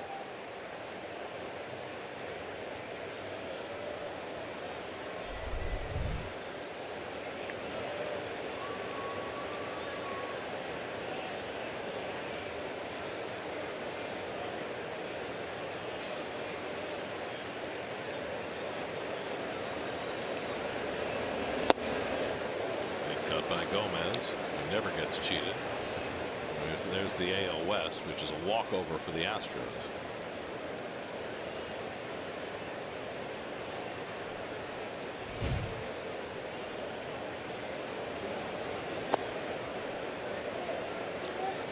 Well, it was 2 years and a week or so ago that the Mets traded for Carlos Gomez, only to untrade for him. Oh, is that, the Flores and that's right. Zach Wheeler was involved in that deal. Gomez wound up instead being traded to the Astros, where he struggled. Then he got traded at the deadline again last year to Texas.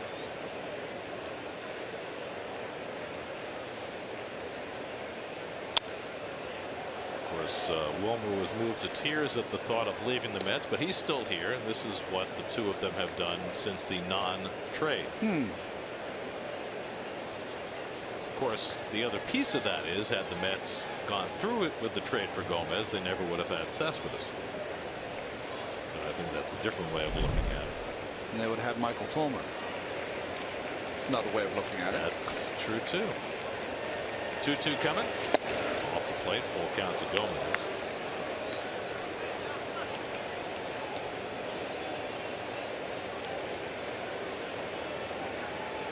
You know, when you mess with history, that's right. You never know what the repercussions might be. We can't do any time travel here. Gomez takes a low ball 4 and a 2-out walk. And we'll see whether the Mets will stick with Flexen or make the move. And here comes Terry, and that's going to be all. So Chris Flexen, with by far his most successful start to date, will leave after 5 2/3. His first home start, and it has gone well for Chris tonight. A couple of solo home runs, the only damage against him, and he'll leave with the lead.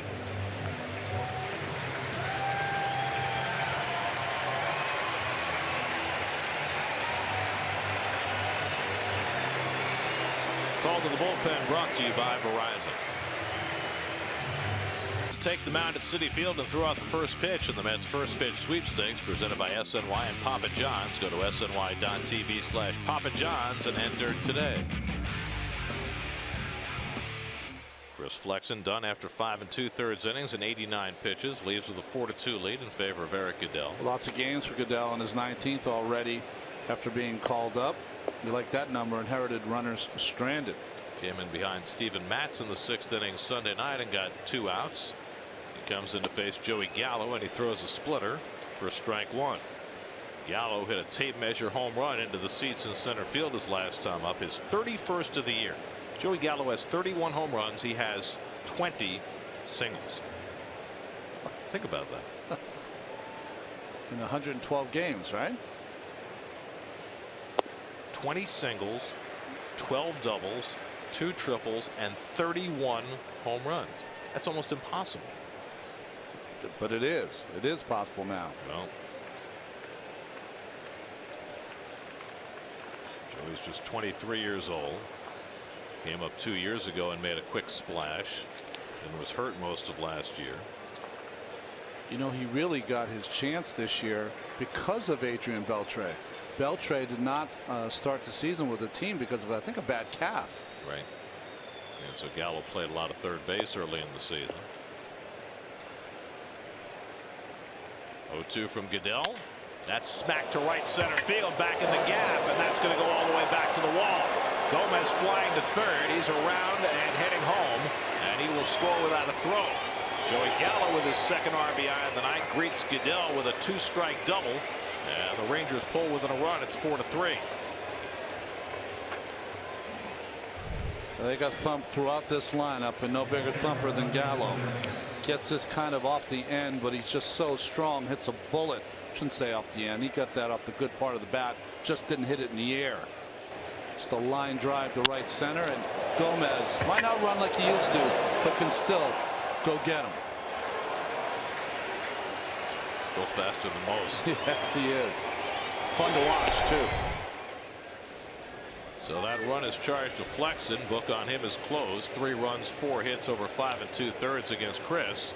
Now the tying run at second, and Robinson Chirinos the batter. Pitcher Spadu up next, and Drew Robinson, a left-hand batter, has come out on deck to pinch hit.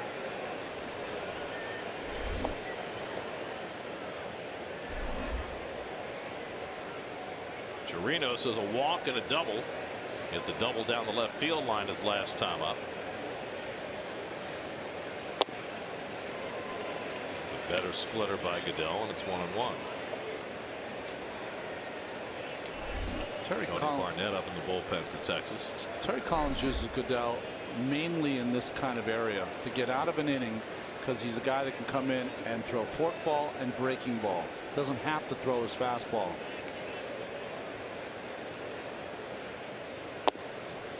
Stand with the splitter, and it's 1-2. 2 good splitters in a row. This is the one prior. See how it comes out of his hand. It's really right on the horseshoe of that ball. That one was more the speed differential. The last one we just saw just dove in the strike zone, out of the strike zone.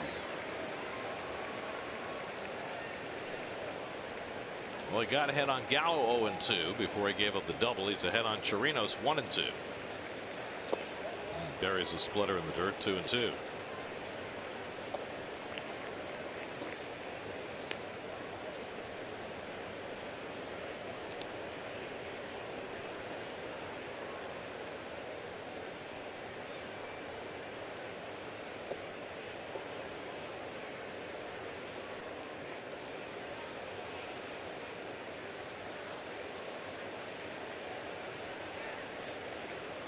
Gallo at second with 2 down.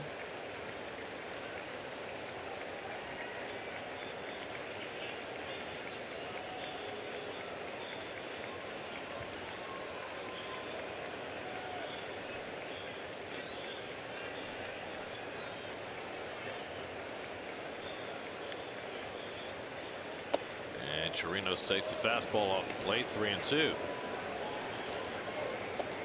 That's at a 4-0 lead in this game. But Gallo homered in the 5th. Beltre homered here in the 6th. And now Gallo has driven in a run with a double. First run for either side tonight that did not score via the home run. Variety is the spice of life. Still no singles. 3-2 coming. Popped it up into shallow right. Bruce coming on. And that retires the side. But the Rangers get closer with a couple. One of them on career home run number 456 for Adrian Beltre, his 3,006th hit. 4-3 Mets as we go to the bottom of the 6th. SNY Super Slow Motion is brought to you by your Mercedes-Benz Tri-State dealers. Mercedes-Benz, the best or nothing. Mets box score presented by Verizon. Mets hit 3 home runs in the first 2 innings of this game. Conforto, Cespedes, and Darno to get all 4 of their runs. They had a 4-0 lead, which is now 4-3 as we go to the bottom of the 6th. And 33-year-old right-hander Tony Barnett takes over the pitching for Texas. Well, there's a rookie last year with Texas when he went 7-3 in 53 games after coming back from the Japanese professional leagues. He played for the Yakult Swallows. Barnett out of Arizona State pitches to Neil Walker. And Neil greets him with a base hit to center field. So Neil, who had been 3 for 29 since coming off the disabled list before that at bat, gets a base hit on the first pitch he sees from Barnett. See a lot of cutters from Barnett. This one just right down the middle, and Walker jumped all over it.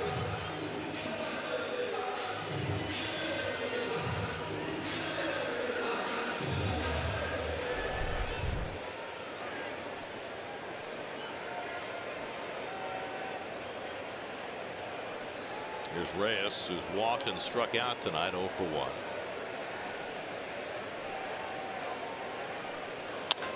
And he pops up the first pitch into shallow right center. Gomez coming in.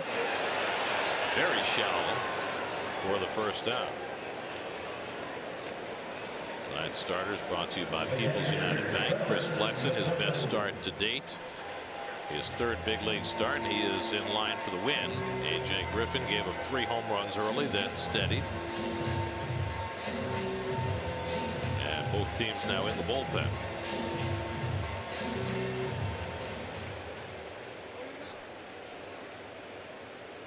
There's Travis d'Arnaud, who hit a 2-run homer back in the second.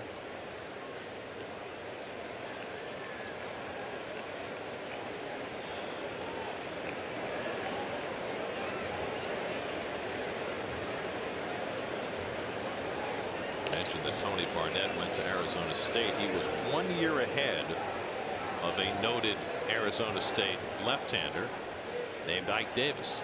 You mean the pitcher Ike Davis? Now pitcher. He was a pitcher at Arizona State. That's right. Mike Leake was on that team too. But now Ike is taking up pitching in the Dodger organization. What do you think? Think he's got a shot? Why not? He's mercurial enough to make it work. I like Ike. So his first appearance struck out the side. So in the Arizona League, I believe. By the way, you would fit in the 50s there. What? I like Ike. Oh, that's right. Yeah. Except if you're an Adlai fan. 1-1 to d'Arnaud.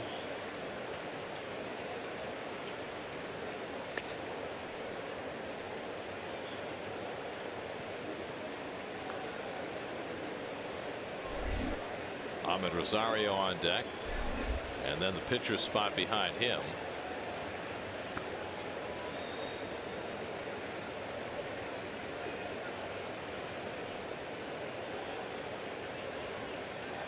Well, considering where Tony Barnett started, it's not that big of a leap for him to have gone to play in the Japanese professional leagues. He was born in Anchorage, Alaska, one of the few major league players born there. Same town where Curt Schilling was born.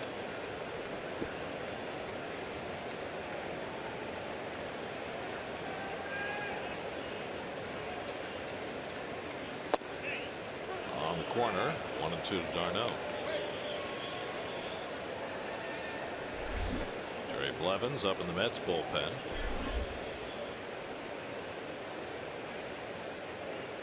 Jeff Bannister did not double switch, so he's got the pitcher spot due to lead off in the 7th.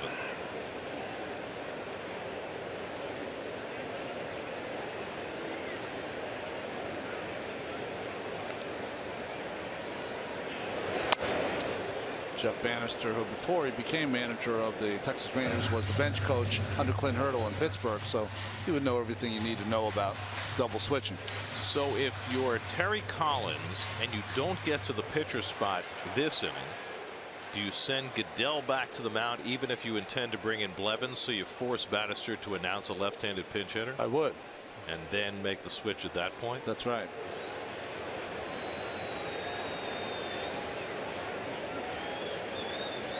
One-two coming, and d'Arnaud goes down swinging on the curveball for the second out.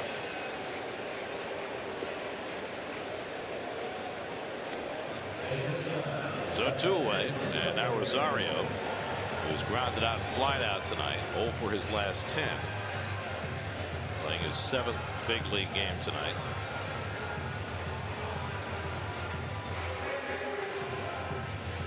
Curtis Granderson has come out on deck. He'll pinch hit for the pitcher if Rosario keeps the inning going.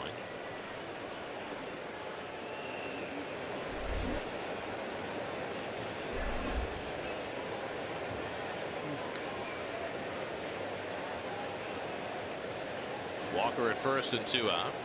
And Rosario takes a cutter for a strike. You know, I've always thought that the biggest hurdle for young everyday players once they come to the major leagues is that if you have a hole, the major league pitchers are going to be able to go there early and often.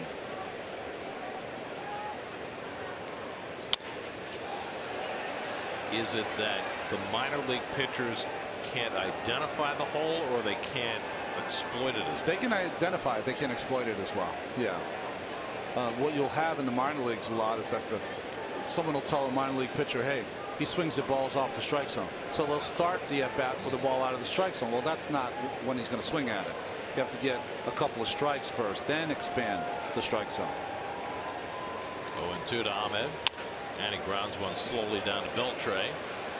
And that retires the side. So a leadoff single by Walker. He's left stranded. And we head to the 7th at Citi Field with the Mets up a run, 4-3. Really pitching that game for Miami. He's been pitching well lately. That's two good starts in a row for Worley. Well, Jeff Bannister crossing things up here. The Mets do leave Goodell on to pitch, and Bannister sends up a right-hand pinch hitter, Delino DeShields, who often leads off for the Rangers, and he'll lead off in this 7th inning. So a lot of chess being played. That's right. Well, the DeShields is his guy, though, whether it's a right-hander, left-hander, or whatever, because of his speed. Corners are in against him. Second generation big leaguer takes a fastball for a strike, 0-2. Shin-Soo Choo on deck, and then Elvis Andrus in the 7th against Goodell, who gave up a run-scoring double to Gallo in the 6th before retiring Chirinos for the final out. Had the pleasure of playing against his father. Excellent player. Traded for Pedro Martinez. Everybody thought it was a steal for the Dodgers. It was a steal, but not for the Dodgers. Well, at the time, Pedro was a skinny relief pitcher. Well, the whole book on him was that his control was lacking, that his size would negate him being able to be a starting pitcher. All of those things, which everyone was dead wrong. He only became one of the greatest of all time. But even when he got to Montreal, he was still very raw. Yeah. 1-2 coming. I mean, I remember he had a tendency to hit batters, and they would put him down in the bullpen with a cardboard cutout of a hitter to try and teach him to throw inside without hitting people. Remember when he was working on a perfect game against the Reds? That's right. And he hit Reggie Sanders with a pitch. It was like the 7th inning. Sanders charged him out. That's right. More because of Pedro's reputation than, understanding of the moment. Well, every team in the league thought that Pedro was a headhunter, and that wasn't a fact. The fact was that he was just wild and just trying to find his way. And then he became so precise with all 3 of his pitches. So precise, but every once in a while he'll let you know. Well, he still had it in his back pocket. 2-2 to DeShields. Struck him out with a fastball. So Goodell has his first strikeout, 1 away. Well, don't want to let this broadcast go much farther, as Terry Collins will come out to make a pitching change. So we'll hold that in abeyance. You got the left-hand hitter Shin-Soo Choo coming up, and so Jerry Blevins is going to come into the game, and Terry's going to make a double switch. Mets up 4-3 in the 7th. Blevins coming in. We'll be right back to Citi Field. Play first base, he'll bat 9th. Neil Walker moves from first base to second base, and Jerry Blevins will pitch and bat 6th. See the numbers for Blevins on the season, untarnished in the 1 loss, a record. Right-handers have got to him more this season than last. Shin-Soo Choo will be the first man to face him. Choo is 0 for 3 tonight.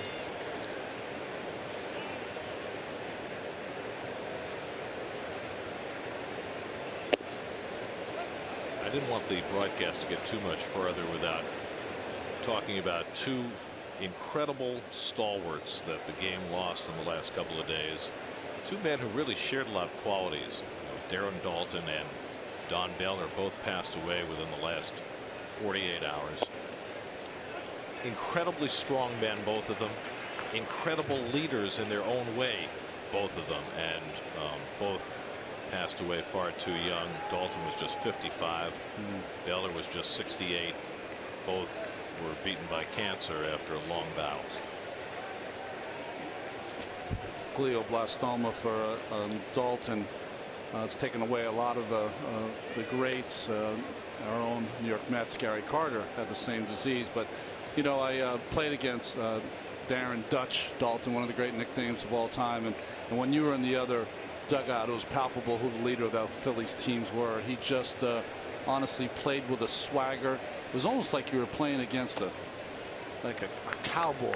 You know, he just had that kind of presence. And even though they had a lot of, not nonsense, but they had a lot of fun with those teams, especially the '93 team, he always was kind of the heartbeat of that team. Well, I think that he was able to live with, moderate, and rein in a lot of the free spirits on that team. You're talking about Lenny Dykstra, John Kruk, and Kurt Schilling as Schutz strikes out for the second out. But he was really the heart and soul of that team, and then later went to the Marlins and was part of their '97 World Series run. In fact, that was the end of his career. But the folks on that team, which was a bunch of mercenaries who had come from other organizations, he was really a stabilizing influence there as well. Batted cleanup in Game 7 for that ball club. And as far as Don Groove Baylor, another great nickname, is concerned, he was on the '86 Red Sox team. And I remember we had our advanced scouts come in and talk about all of the Red Sox hitters and how to get them out. And the way to get Baylor out, they told us, is that you had to pitch them in, but if you pitched them in, you probably hit them. And we're all looking at each other like, that's the scouting report? And they were, yeah, because he covers everything else. And, you know, because of the DH in 4 games here at Shea Stadium, he played less than he probably should have in that series. You know, Baylor first came up with the Orioles. He was supposed to be the next Frank Robinson. It didn't work out for him there. They traded him for Reggie Jackson to Oakland, and that's where he really blossomed. 1 year there, and then with the Angels, where he won the MVP in '79. And he was also the bench coach for the Mets under Art Howe for 2 years. And that's when he was first diagnosed with cancer. And I remember this vividly. Yeah. He would go for chemotherapy appointments in the morning.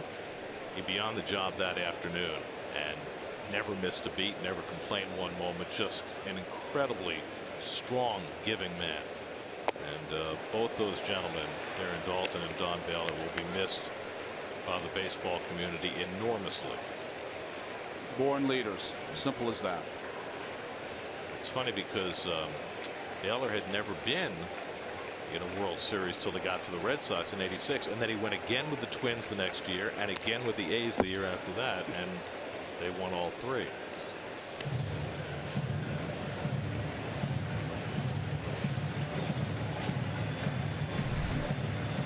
Well, they won 2 of them. Yeah. They almost won the other one.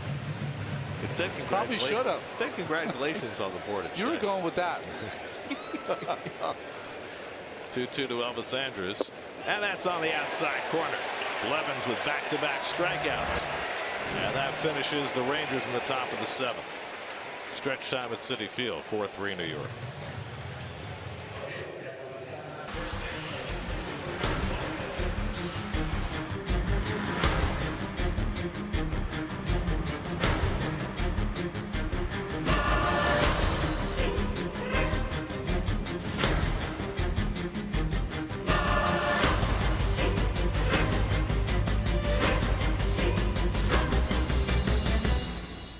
Another slugger's night at Citi Field. 5 home runs in this game. Chris Flexen with his best start to date. Mets have a 4-3 lead as we go to the bottom of the 7th. And 40-year-old Seton Hall Pirate Jason Grilli takes over the pitching for the Rangers. Jason from the, you're going to have to tear the uniform off the department. Love to see it. The second go around with Texas, he was with them in 2009. We saw his best work in a Pirates uniform. He started the season this year with Toronto, and now here in Texas again. Which for 9 different major league teams, a true survivor. Wilmer Flores up for the first time, and Grilli throws a fastball by him, 1-1. Still throwing 94. Wilmer started Sunday night, went 0 for 3 against Tunjin Ryu and the Dodgers. Mets were held to 1 hit in that game. They have 5 tonight, including 3 home runs. And one with a half cut, fouls it back, 1-2. A.J. Griffin led the first 5 for Texas, allowed 4 runs, 4 hits. He's on the hook. Tony Barnett pitched a scoreless 6th, allowed a hit. And now Grilly to face Flores, then Conforto and Cabrera in the 7th. Jason Grilly, who began his major league career in 2000. Not before 2000, but in 2000. And he strikes out Flores with a high fastball. First came up as a Florida Marlin. Long before anybody thought that there'd be Miami Marlins. He was a Florida Marlin. Fastball up, gets by Flores. What's the story you tell me? His father owned a restaurant? Or? Father owned the Change of Pace bar, which was just outside the right field fence of MacArthur Stadium in Syracuse. Okay. The old ballpark where the AAA team used to play, and the best wings in all of Syracuse. Well, what made them the best wings? Well, there's many reasons. Well, they were even better if you were playing Papa Shot at There you go. Steve Grilly's Change of Pace bar. I bet you were a world record Papa Shot guy. They were just the right texture. They had the heat baked in rather than just sauce on top of them. Just there you go. Perfect wings. 2-0 to Conforto. I played in that old stadium. I liked playing there. They were affiliate with the Toronto Blue Jays. See Seawald up in those days and had a lot of talent going through there. George Bell. Right before he came up for his World Championship years.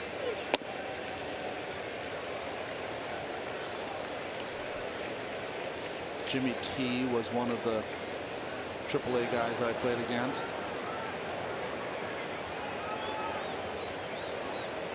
Three 3-0 to Conforto, who homered back in the first inning, walked in the second. And Grilly walks him on 4 pitches, and Conforto's on base for the 3rd time tonight. Drive around the majors brought to you by Audi. Giancarlo Stanton now 38 home runs. And Vance Worley and the Marlins comfortably in front of the Nats. Charlie Blackmon led off the game with a home run against Corey Kluber, and that's been enough so far for the Rockies and German Marquez. And the Phillies lead the Braves in the 6th. So Dexter Fowler revisited by Kluber, right? Now Cabrera, who's 0 for 3 tonight, 0 for 15 on this homestand.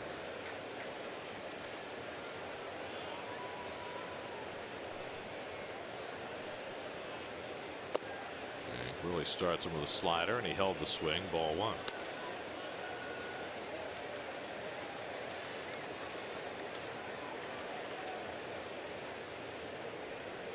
It's been a rough year with the long ball for Grilly. 29 2/3 innings, 10 home runs allowed.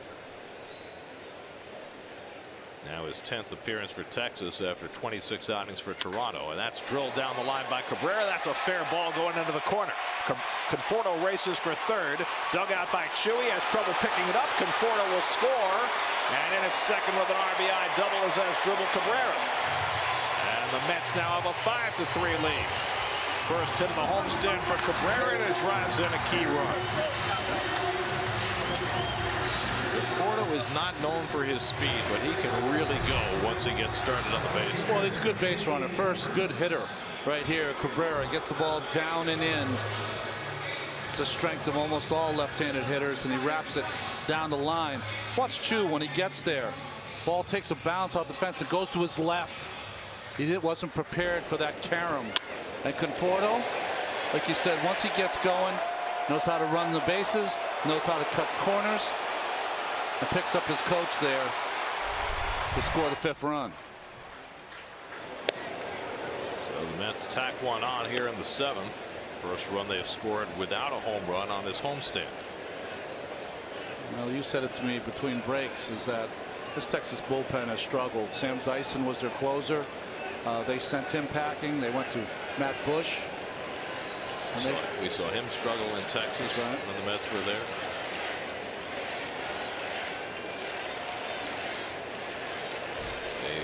traded Jeremy Jeffress at the deadline. He hadn't done much for them, but he was part of the deadline house cleaning. Bruce is 0 for 2 and a walk tonight. A 12-pitch plate appearance his last time up against Griffin in the 5th before he walked. And takes a slider down late. Advanced by Cabrera, and he's tagged out by Beltre for the second out. Well, Cabrera trying to catch them napping with the shift on, and it didn't work. Well, he's trying to do a delayed steal, and the ball was in the dirt.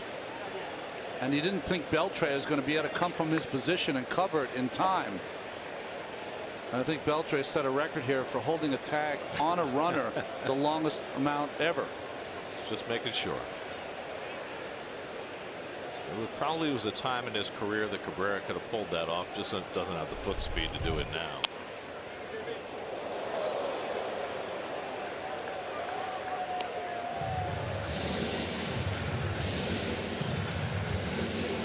Somewhere there's the sly fox against the young hare there or something. Seawald up again.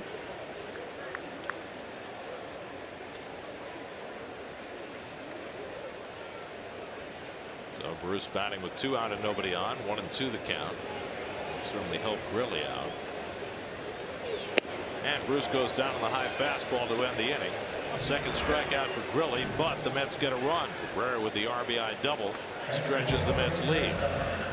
5-3 New York as we go to the 8th. Mets game.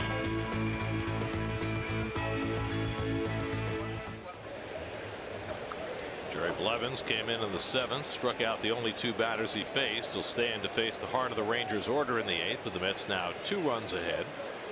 Nomar Mazara 0 for 3, 3 ground ball outs tonight against Chris Flexen, and he takes the curveball outside from Blevins. Flexen went 5 2/3, allowed 3 runs, 4 hits, in line for his first big league win if the bullpen can get him 6 more outs. Adrian Beltre on deck, and Mazara takes the curve outside 2-0.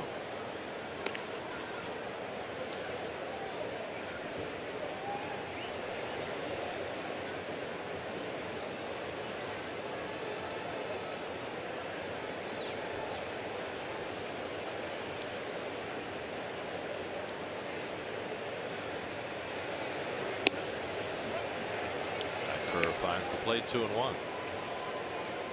See, normally when you see a curve with a 6 in front of the miles per hour, you'd say, wow, that's slow. But tonight, having watched A.J. Griffin for 5 innings throw him 63 and 64, no biggie. And now Blevins behind Mazara, 3-1. Can't lose this guy here. I know Jerry's already struck out a couple, but he's got to finish the task with Mazara. Seawald continues to throw in the Mets bullpen with the right-hand hitter Beltre on deck. And Mazara takes a knee-high strike, 3-2.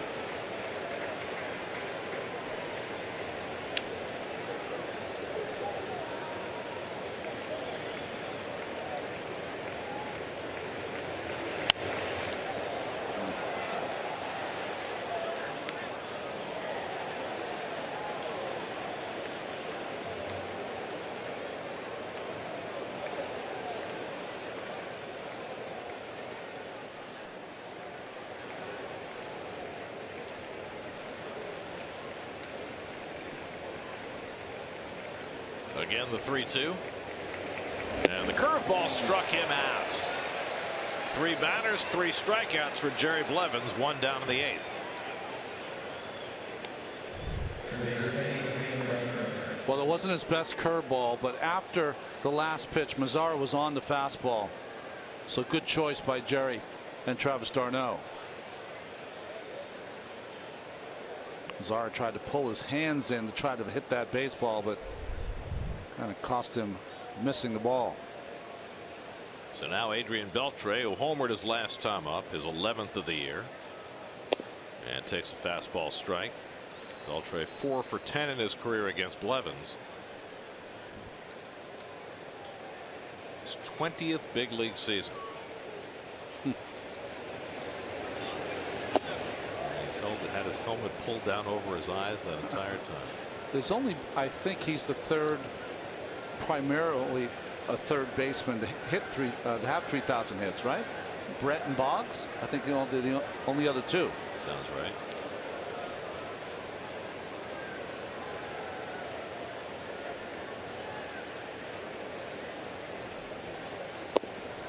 And a fastball strike, 1-2.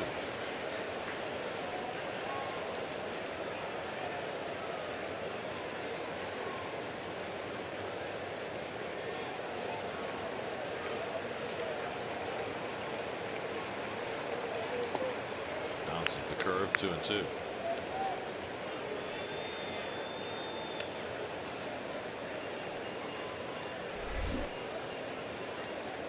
Odor waiting on deck.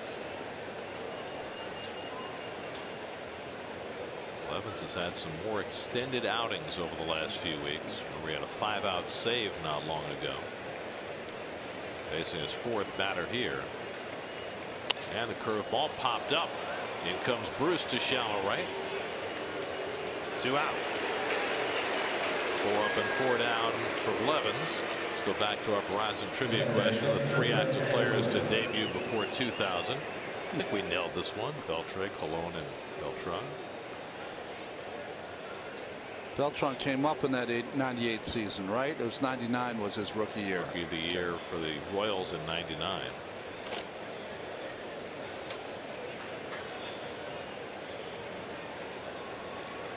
So Blevins is phase 4 retired for. Now again Odor with 2 out and nobody on.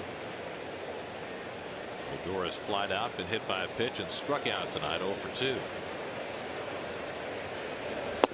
And a fastball just misses. Ball 1.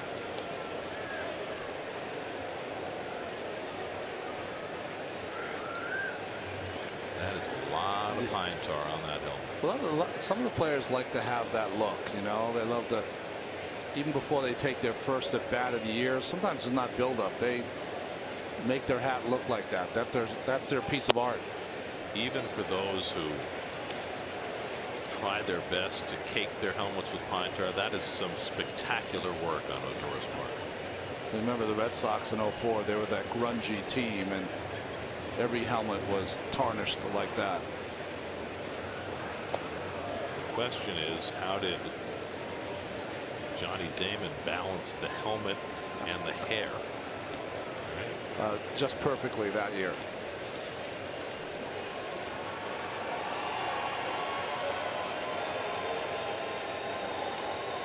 Because you get pine tar in that long beard, long hair. It'd be hard to get it out. Fastball by Blevins, and it's 2-2 on Odor. See the limping of Odor. Remember, he was hit by Flexen in the left foot earlier in the game, and after that swing he had a couple of gentle steps out of the box. 2-2 coming, and he fouls away the fastball. This is going to be Blevins' last batter, you would assume. If Odor were to reach, we'd probably see Sewald come in to face Gomez.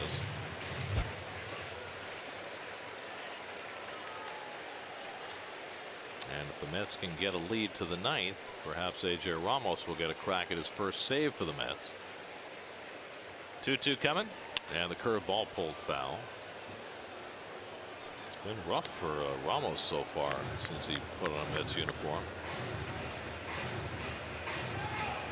But perhaps the specter of his first save as a Met will point him in the right direction. That's often the case with closers. A little extra adrenaline rush, right?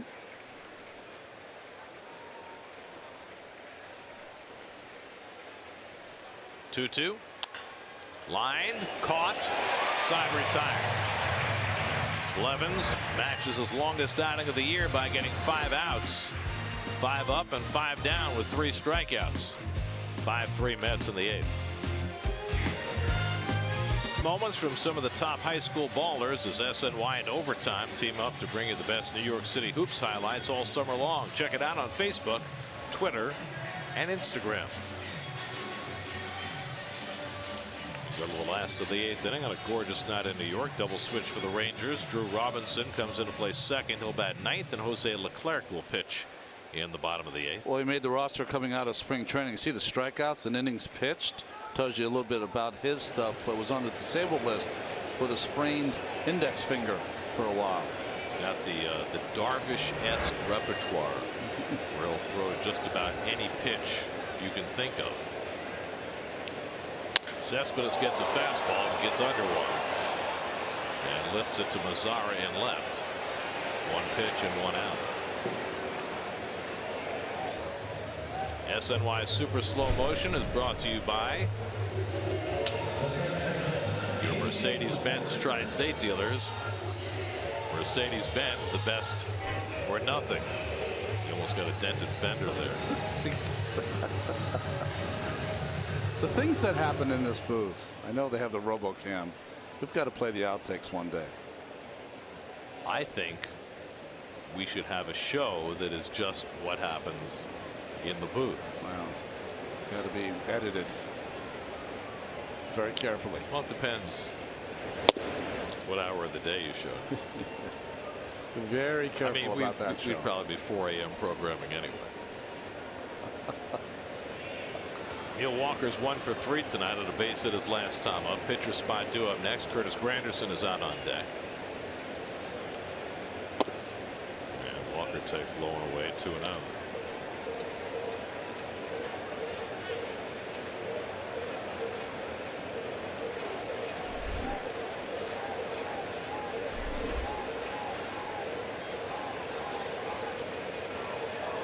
Jose Leclerc, just 23 years old.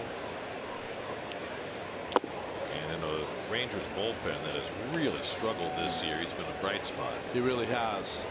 To be that young and have the stuff he has, 95 plus. There's Ramos getting ready, for, as Gary said, for his first save chance if the Mets don't add on here. Haven't been many save chances since AJ arrived. The Mets have lost 7 of their last 8. Coming up tonight after the post game, it's Geico Sports Night. Jets, Anger, Giants, Knicks. Geico Sports Night. Are they angry again in Jets camp? You know, let's have a winning season, then maybe there won't be quite so much anger. Walker fouls it away.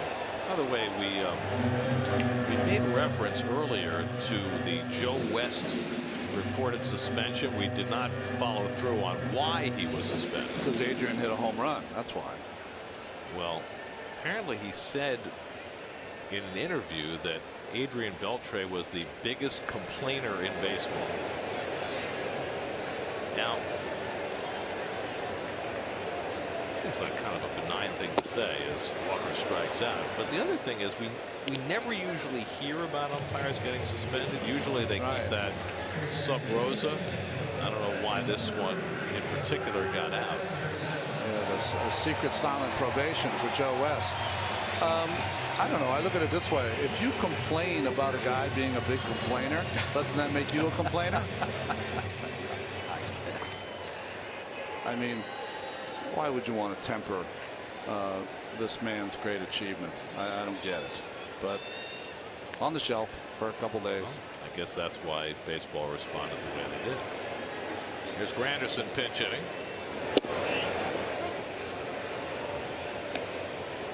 Curtis started Sunday night, went 0 for 3 after homering and walking twice on Saturday.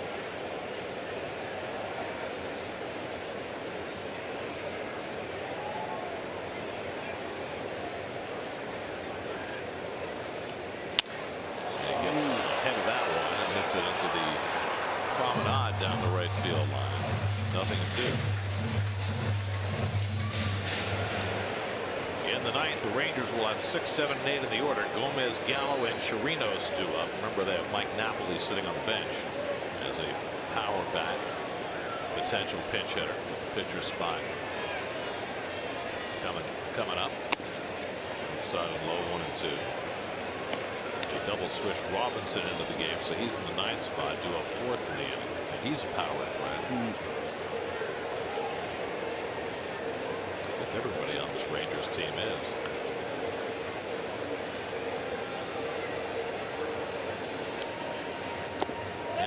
Anderson went around on the breaking ball. Side retired. So an impressive inning for Jose Leclerc. Sets the Mets down 1-2-3 with 2 strikeouts. Now it's Ramos for the save as we go to the ninth. Game show. They're back in the studio for the post-game show. AJ Ramos looking for his first save as a Met. See his numbers mostly with the Marlins, of course. Got to keep people off base in front of Gallo. That's the key. And the person to keep off is Carlos Gomez, who went around on that half swing on a first pitch slider by Ramos. If you're up at bat and you're down by 2 runs, why would you be offering at a breaking pitch at all? You have to take a pitch to try to get on base in front of a power hitter. How many years have you watched Carlos Gomez? I know, but I mean, just one time. Go. I mean, that's the kind of stuff that drove Ron Gardenhire so crazy that the Twins basically gave up on him. Oh, I remember talking to Ron when the Twins were in the postseason, and I go, how do you like Gomez so far? He goes, he's one of the greatest athletes I've ever seen. I don't know if he can play baseball, but he's one of the greatest athletes I've ever seen. But that's what happened when he went to Milwaukee. They basically took the reins off Gomez and said, be yourself. Yeah, and he became an all-star. Well, they wanted him to be, I mean, most teams, and I included the Mets, wanted him to be, you know, chop the ball on the ground, line drives, use his speed. Bunt. And Milwaukee was like, just try to hit the ball over the fence. That's what you want to do. Strikes out on the slider, and Ramos has the first down of the ninth. Not a good at bat by Gomez. This is Ramos's 4th appearance as a Met, but his first in his primary role as a closer. Well, smart job by Ramos. Watch the follow through, folks. Back leg contorted about as high as you'll see. AJ is not a big guy. He's only 5'10". There's Gallo. A home run and a double tonight. He's driven in 2. And Ramos keeps it away from him, ball 1. It's almost the follow through you'll see from a shot putter or a discus thrower in the Olympics.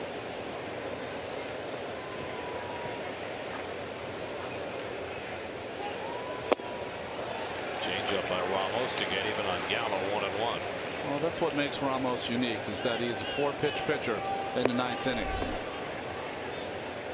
Robinson, Chirinos on deck. Drew Robinson would be behind him.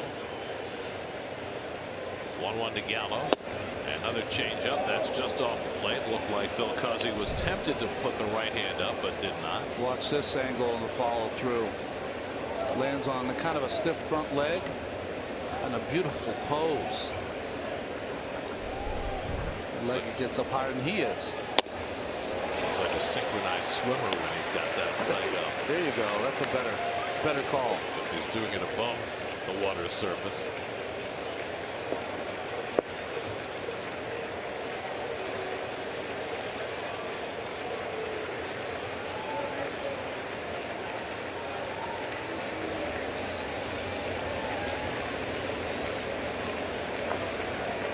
Two coming in the dirt with a changeup. 3-2.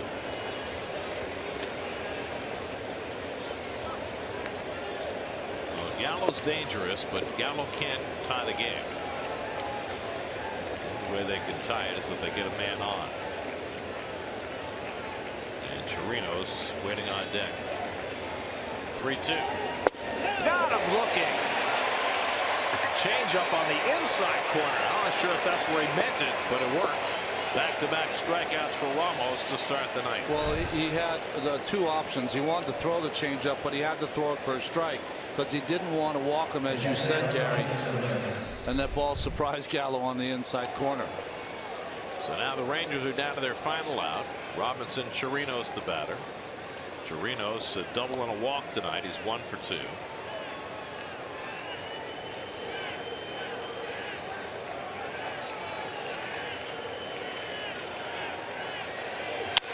Smacks one deep left field down the line toward the corner. It's out of here. Robinson Chirinos with a 2-out home run in the 9th to cut the Met lead to a single run.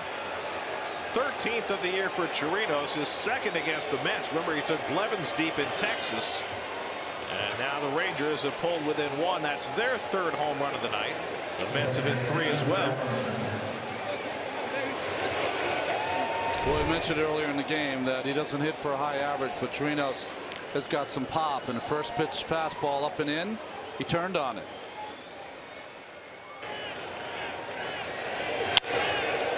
And just the bullet out of here, and the balls are just jumping. I mean, boy. 5th home run that Ramos has allowed this year. Now Drew Robinson with 2 out and nobody on takes a curveball for a strike.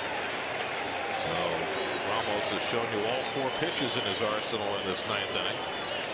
Robinson, another one of these Las Vegas products who can hit home runs. Rookie utility man takes the changeup down 1-1. He had a couple of 20 home run seasons in the minor leagues. He's got 3 home runs in 29 big league at bats so far with Texas. His first at bat in this game came in on a double switch in the 8th. Robinson against Ramos with 2 out and nobody on in a 1-run game. And Robinson swings at the changeup, and now the Rangers are down to their final strike.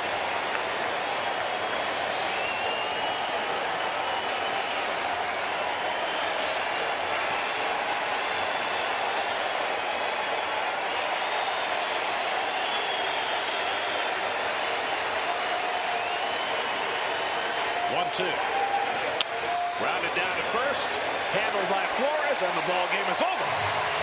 A.J. Ramos gets his first save as a Met. Chris Flexen gets his first major league win.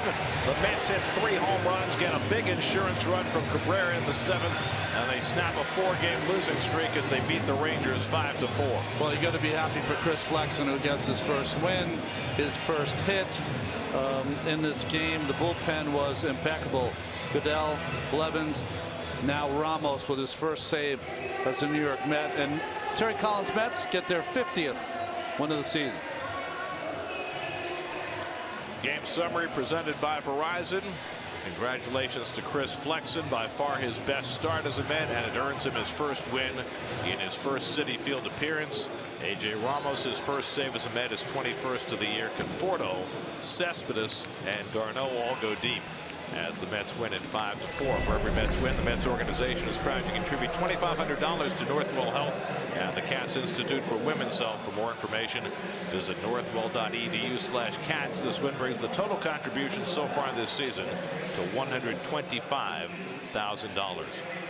Every Mets win this year means another opportunity to win amazing prizes from Delta Airlines. Go to sny.tv/Delta Dugout to sign up now.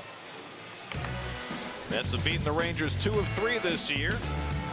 They get the 1-run win tonight. 5-4 the final. More from Citi Field coming right up.